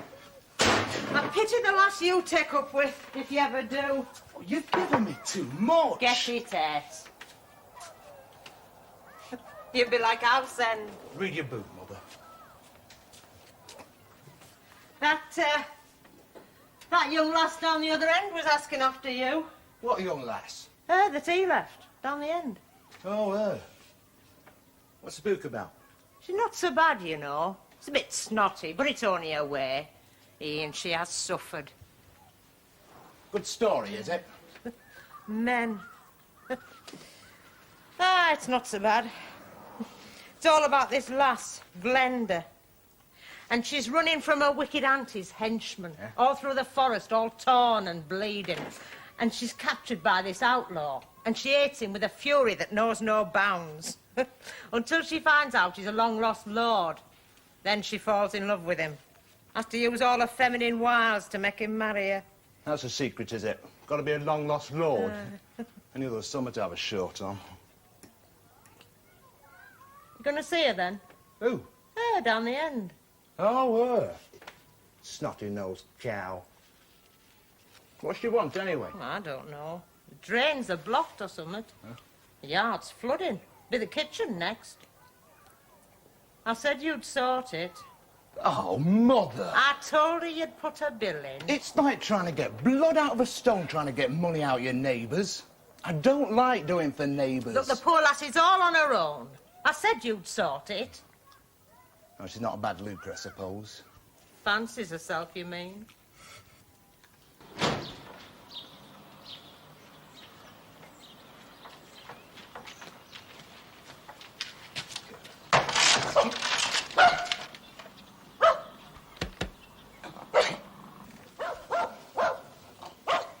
Mother said you got a problem. Smells like sewers, all I right. am grateful. Hope I haven't dragged you away from another job. Not had a brew yet. Filthy, rotten jobs, these. Of course, I'll pay you the going rate. This, Mrs. Preble outside, ma'am. Oh, yes, I was expecting Juliet. Would you come this way, Mrs. Preble?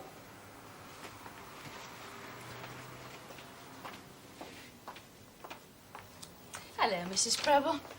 Do sit down. Thank you.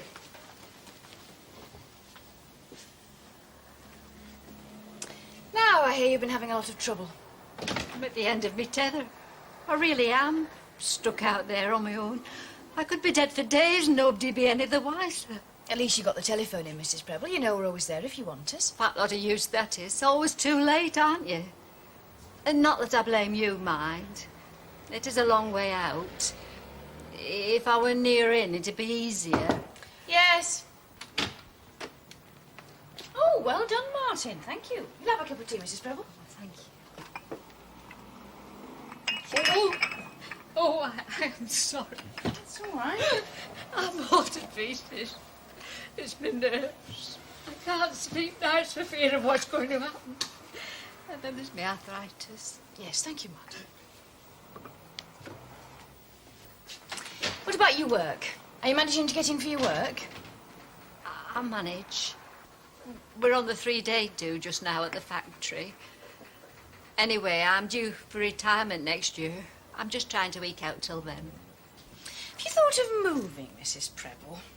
Maybe to a council house? There's the old folks' bungalows. They're on the outskirts of Hartley. Do you know ones I mean?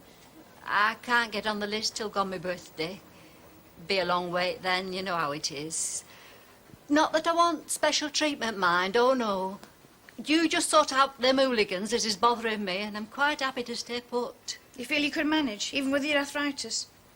Well, it's not so much the cold and the long hill you have to climb, it's the damp makes it worse.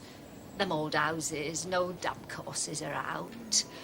And my arthritis is getting worse. But I can manage. Well, we'll just have to see what we can do to sort it out, won't we? Can I help? No!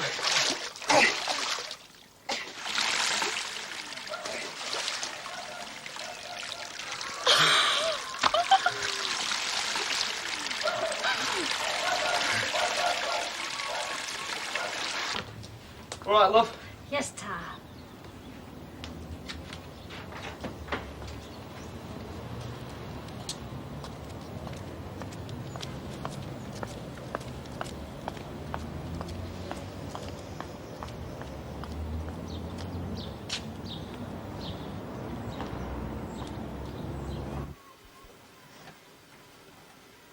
Bye, you're game, aren't you? Sorry? Mucking in. Won't catch many women doing that. Chucking bucketfuls of sewage out at garden wall. Well, equality works both ways, you know. Don't tell me you're one of them women's livers.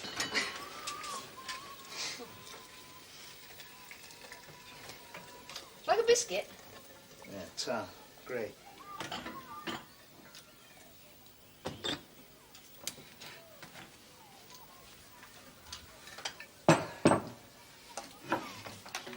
What's the matter? Plug, it's dangerous. Oh, it's all right. I can't leave with it like that. Look, I can change a plug. Look at it. It needs cutting back. But... Oh, aye. You read these and all, dear. D.H. Lawrence, eh? It's very good. Strong stuff. I'm very grateful you came round, really. Oh, it's okay. Will you send a bill in, or... You want to shall get I- together with the rest of them. My mother knocks back 2 or 3 of them a week. I don't seem to have a lot in common with the people around here. How about you? You go out a lot, do you? Yeah, pub. Once or twice a week, you know. Snooker. Take a girl out, maybe. Very nice. You want to get out a bit more. Yes, well, it's a bit difficult on your own. People think you want to pick someone up. Even when you do, eh? No offence meant. Oh, no, of course not. That's all right, then. You'll, not know many folk around here. No, not many. Well, that's a bit isolated, isn't it?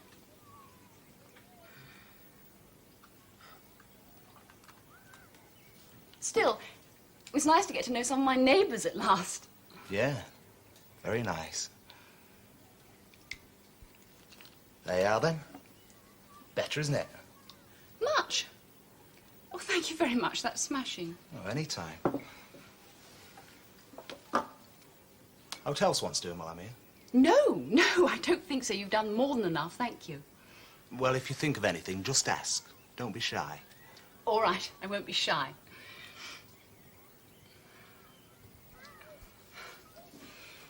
You haven't finished your tea. Well, I'm not used to drinking eau de cologne, am I? Oh, it's China tea. I'm sorry. Thirsty work doing drains. Yes. Could do with a pint, really. Oh, well, I don't think I've got some lager. Yeah, come on, let's celebrate. Have one with me, eh? Come on, we've done enough grafting for one day. Well, that's been quite a day. I could do with loosening up. Have we anyone who could do an extra few hours tonight? Tonight, Mum? Bit short notice, I suppose. Well, it's always young Martin there. I was going to the New York City Zoo tonight, man. Animals will keep, won't they, lad? It's a disco, sir. I know. It's up to you, Martin. Well, of course, if you need me, Mum. Good. You better get off home then and get some rest, because I'm putting you on an important stakeout tonight and I don't want you falling asleep. Right, ma'am. What am I going to be staking out? Mrs. Preble's cottage. See if we can't catch these hoodlums of hers red-handed, banging on her bin lids. Yes, ma'am. I don't like to think that I'm keeping you from your work. Oh, it's okay. Unless you want rid, like. Oh, no, of course not. I'm glad of the company. Yeah? Only... Got you sorted any road? Yes. Yes, I'm very grateful. But I'd better get the yard cleaned up now, though, hadn't I? Then I can get on with my work. Keep the shekels rolling in. It's hard enough these days, isn't it? All right, are you? Sorry? Money-wise? Oh, yes, don't you worry. Your bill will get paid. No, don't you worry about that. Sorry? Neighbours, aren't we? I mean, if you're short, pay me any time when you're ready. Oh, that's kind of you, but I'd rather keep things straight. Well, of course, you could always, pay me in kind. See, I knew you weren't so prim as you loot. Me? Prim? Women. Not snotty-nosed at all, are you, love? No, of course I'm not. One of the lads, eh? Yes. Well, not quite, eh? No, I can't lift a manhole cover off. Make up for it in other directions, though, don't you, love? Sorry? Now then, don't go prim on me again. Maybe you need a bit more Loosening up. Look, don't get the wrong idea. Oh, I see. Playing hard to get, are we? No. I'm not into playing games, Mr. Ashton. Aren't you? Teasing, eh? Like to keep us guessing. Part of your feminine tricks, isn't it? Look, I said I'd pay your bill and the job's done. Now go away. No. You don't want that. Not really.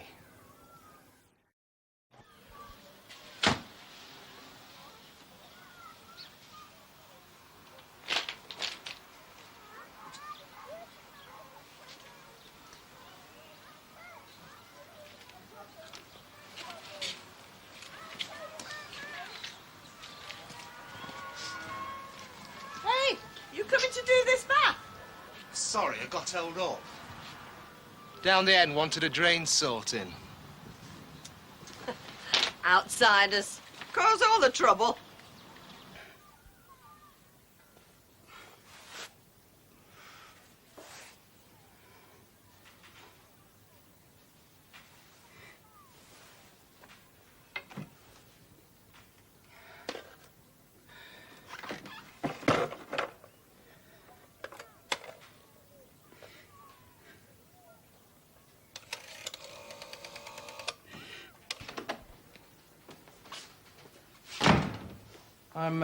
I'm sorry about all the toing and froing to the hospital, Mrs. Mitchell. But you will appreciate, I'm sure, that a medical examination is essential to an investigation of this type. Now then, if you don't mind, I have to ask you a few more questions. Have you checked your radio? Yes, Sergeant. I've got a flask of tea, and I'm wearing my thermal underwear. Proper mollycoddled, aren't you? All right, off you go then. And remember not to disturb Mrs. Preble. She's nervous enough as it is. Let's hope she sees an end to her troubles tonight. I'll do my best, Sarge.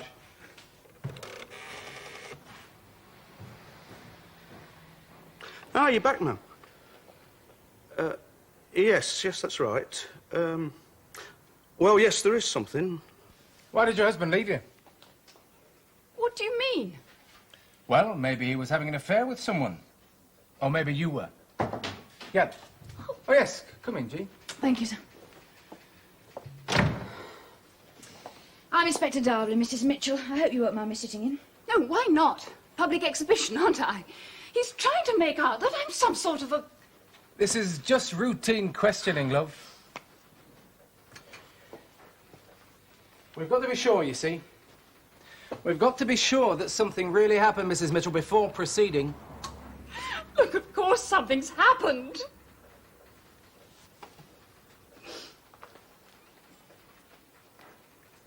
Maybe, you exaggerated.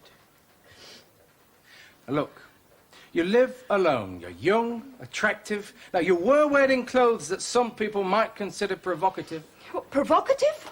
No bra. I never wear one. Why should I?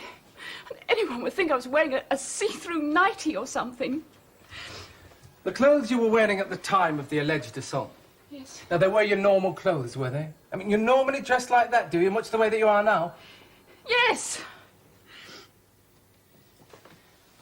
Now, you said that Mr. Ashton asked you for a beer. Now, you sure it wasn't the other way round? You didn't suggest it. No. But you had one with him. Yes. Only one? Look, you are making me feel guilty. With respect, sir, I would suggest that Mrs. Mitchell is very tired and distraught and might like a moment to gather herself together.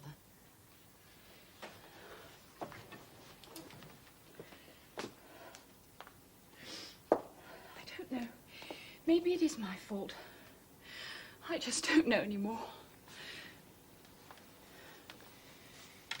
You let him on, did you? I don't know. I didn't mean to. Oh, God, I might have known. It's my own stupid fault. She said she were glad of me company. Lonely. I mean, she gave me a beer, asked me to stay. She asked you? I think so. She gave that impression any road. And is that why you attacked her? No, I didn't. I didn't attack her. So, Mrs. Mitchell joined you in a drink? Yeah. She said she needed loosening up. Well, I mean, we all know what that means. Apparently, Mrs. Mitchell suffered considerable bruising. Yeah, well, some women do bruise easy, don't they? She were playing hard to get, you know. Women do. She'd say no and then she'd act all grateful. Well, I mean, what were I to think? They read about it all the time. Me mam does. She reads these stories, tells me about them when she's run short of gossip, about women falling for men that have been a bit... She had one. Who? Mrs. Mitchell, she had one of those books, I saw it.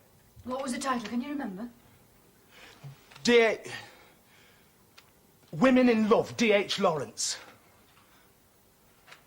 Anyway, I did a drains for her. She said you were going to drop in a bill and she would pay you in cash. Yeah, crying poverty, wasn't she? Giving me hints, you know. Look, the whole thing were a favour, wasn't it? I gave up the best part of an afternoon's work to sort her out. She could have got the counsel in. I'll tell you what it's all about. It's her getting back, isn't she? She's got it in for men, she has, since he went. That's what it's all about.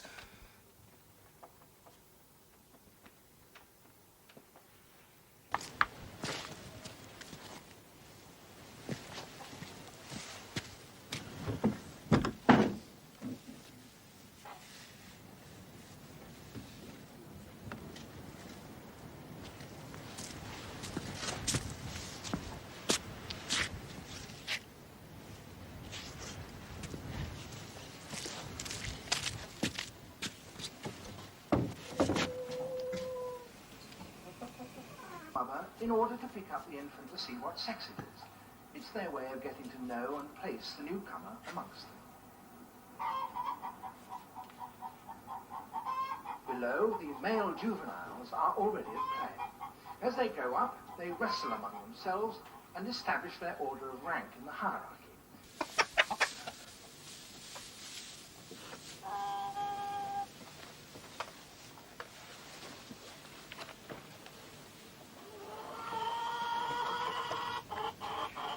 Seven three to Hartley.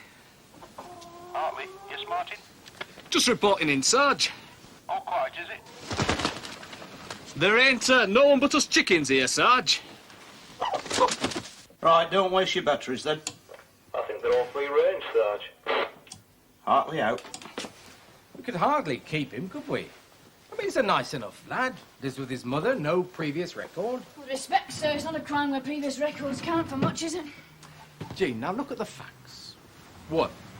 She let him into the house of her own free will. She invited him in. Yeah. 2. Attractive, divorcee, good figure. Not exactly trying to hide the fact, was she? She knew him. Why shouldn't she let him in? In the majority of reported rapes, the assailant is known to the woman. That's why she lets him in. She trusts him. Why not?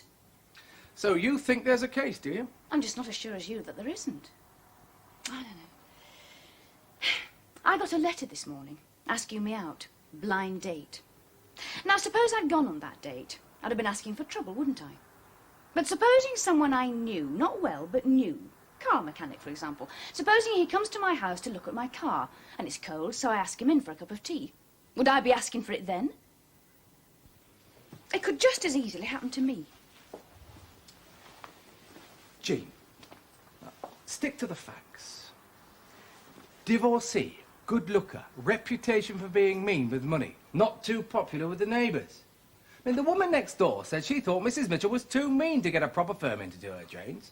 Apparently, she even tries to maintain her own car. I thought you did a bit of tinkering yourself. So, you think it was her idea to pay him in kind? Yes. Got cold feet afterwards, afraid it might get wrong, so she telephoned us. Anyway, she said it was all her own fault. You can't say fairer than that, can you? I mean, you heard her. Yes, I heard her. Well, thank you for letting me sit in, sir. Always glad of your help, Jean. Mind you, I think it embarrassed him a bit, you being there. Sorry about that. Oh, come on, Jean. The case wouldn't stand up, and you know it as well as I do. Well, it's been a long day. Can I give you a lift home? No, thank you. My car's outside. Well, I'll say good night then. Yeah, good night. Good night, Joe. Night. I'm off home too, Joseph. Right, Mum. Oh, how's Martin doing, by the way? Seems cheerful enough. Chirpy, even. Good, good.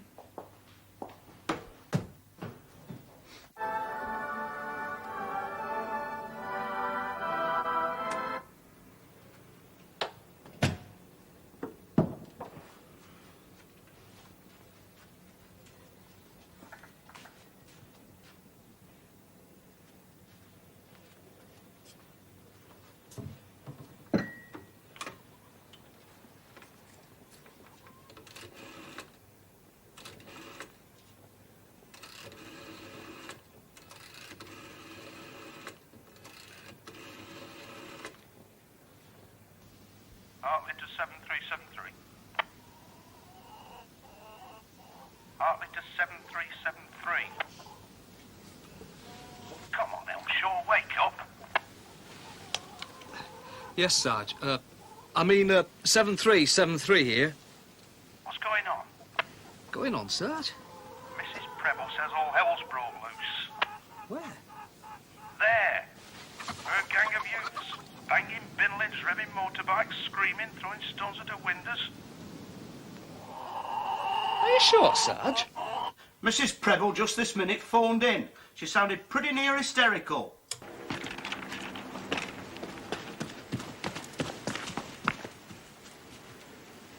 So what's going on?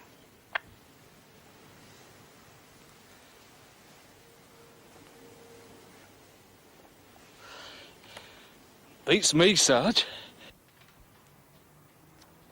No sign of anybody. Not a thing, Mum, seemingly. I suppose Martin was in the right place. Why, he was squatting in a chicken house. Stayed there a full shift, did the lad. Smelled foul when he came back. Well,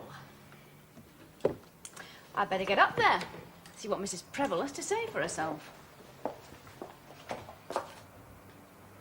Perhaps I should call on Mrs. Mitchell while I'm over there. Will you give her a ring, George? Tell her that I'm coming. There's no need, Mum. Mr. Logan's asked for her to come in again. I did say we'd collect her, but she said she'd prefer to come in a taxi. What time? Appointment's for 3 o'clock. And neighbours think she can't afford to pay for a drains done, but she could afford a taxi when she wants one. Is the doctor's report in yet? On your desk.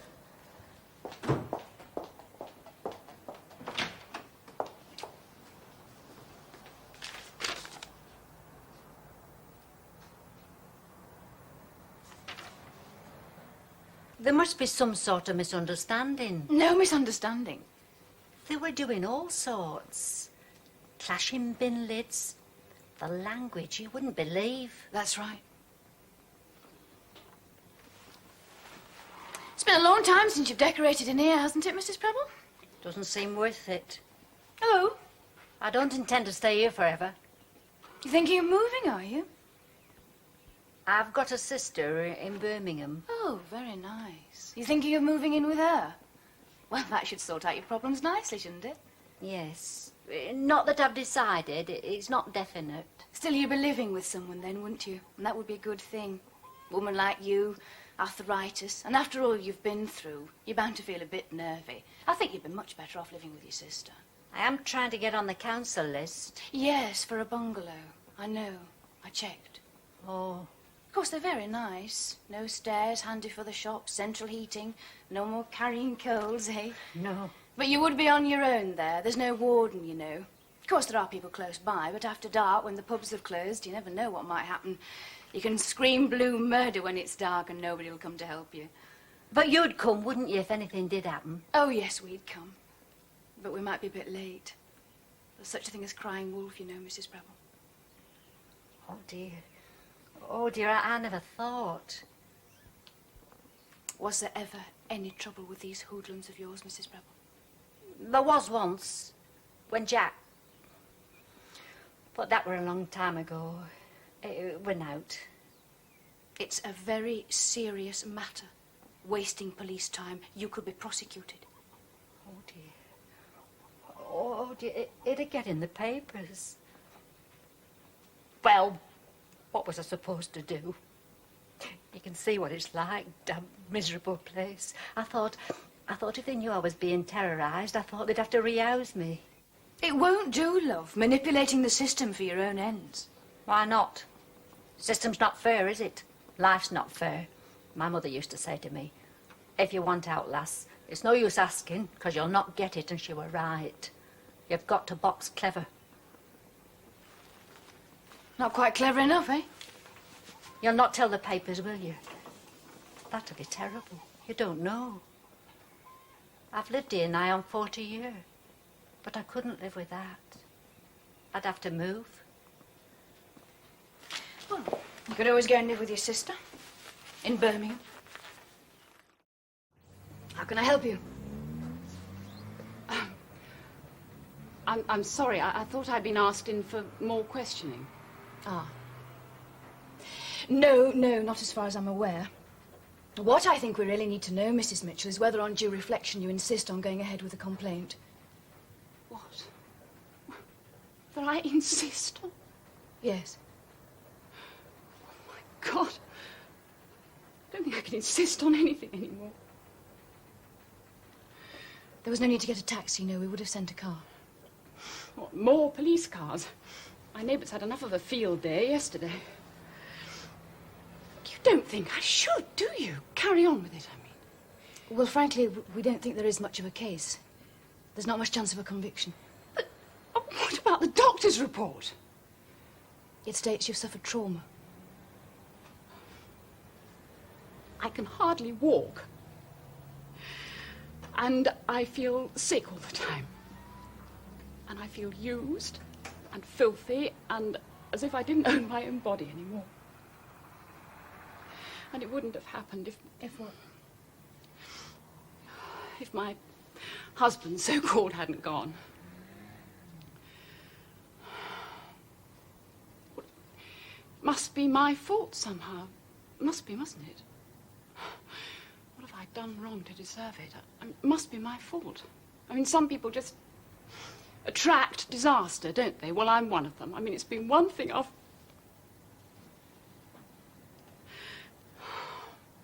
tried, you know, to make a go of it since he went.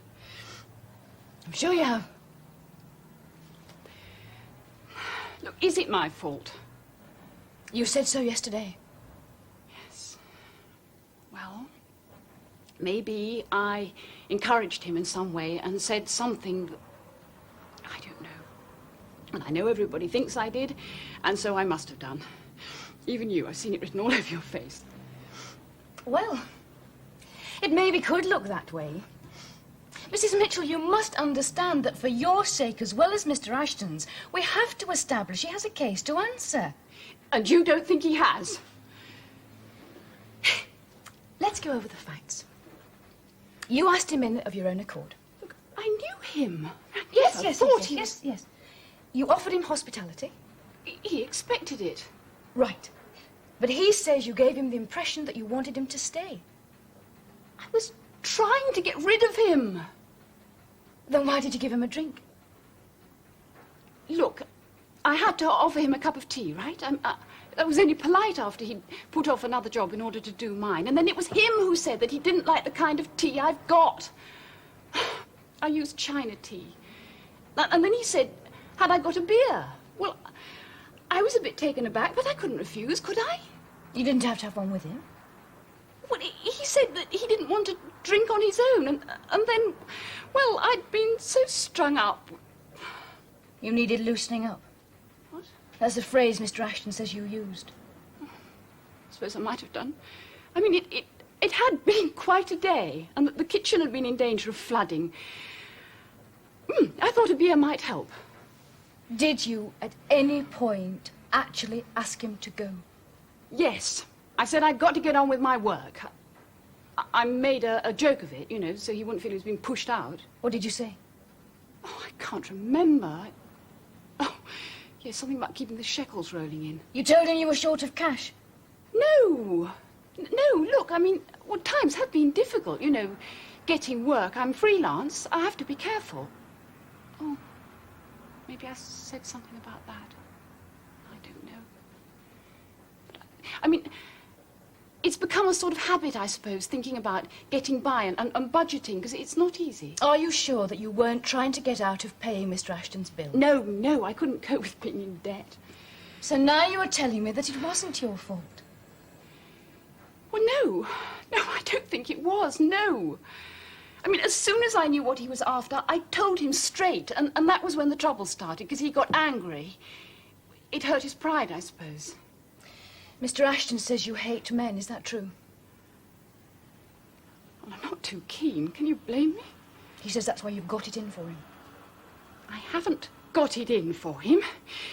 He raped me. Have you had any relationships with any other men since your husband left? Look, I can't win, can I? Because if I haven't, then I hate men, and this whole thing's a pack of lies to get back at them. And if I have, then my rapist's the victim of my unbounded lust. Look, come off it. You see, even you don't believe me. Oh, yes, I do, Mrs. Mitchell. Of course, it's up to the DPP any final decision. But if you are prepared to stand by your original statement, I will back you. Though I have to warn you that if you do decide you want us to go ahead with this, what you've been through up to now will be nothing compared to what you have to go through in court. And we would still stand very little chance of winning. Yes, but if I'm in the right, then...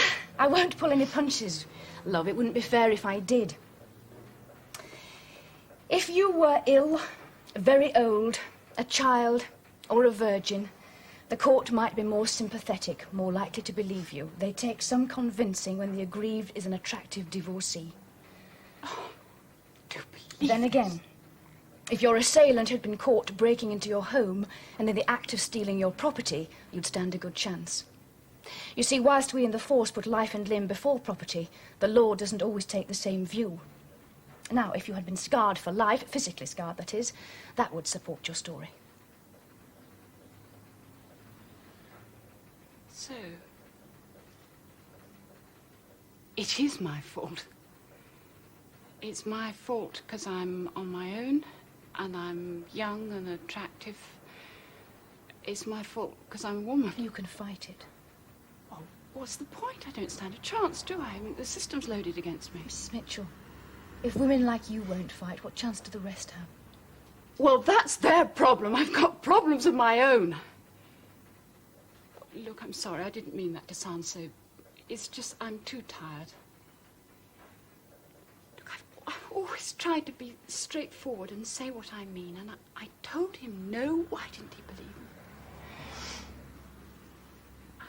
What are you going to do? Well, I can't stay here. I mean, it's bad enough before. And they'll all say it was my fault. You said so too. Yes, well, I'm a woman, aren't I? I'll have to move, I suppose. I understand.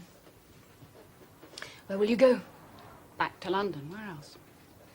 You won't be much better off there. The place is full of victims. Well, I should fit in then, shouldn't I?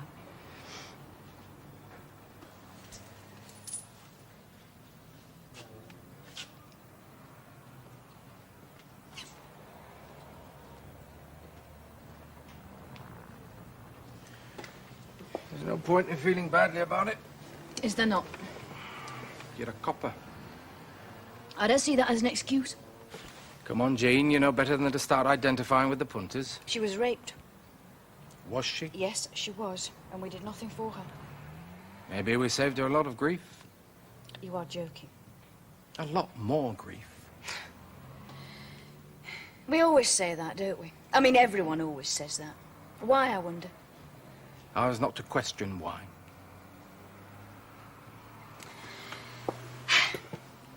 I can't get over the fact that there's people being damaged who never think to come to us. I mean, if victims can't rely on us, who the hell can they rely on? You make it sound like we don't even try. Well, do we? We do what is expected of us, Jean. Back to that one, is it? The public get the police they deserve. I go further. The public get the police force they want. Do they? All of them? The majority of them, and that's what counts. And Mrs. Mitchell, people like her? Not our choice. We are servants, not masters, Jean. Well, in that case, we really ought to sympathise. Don't you say? So...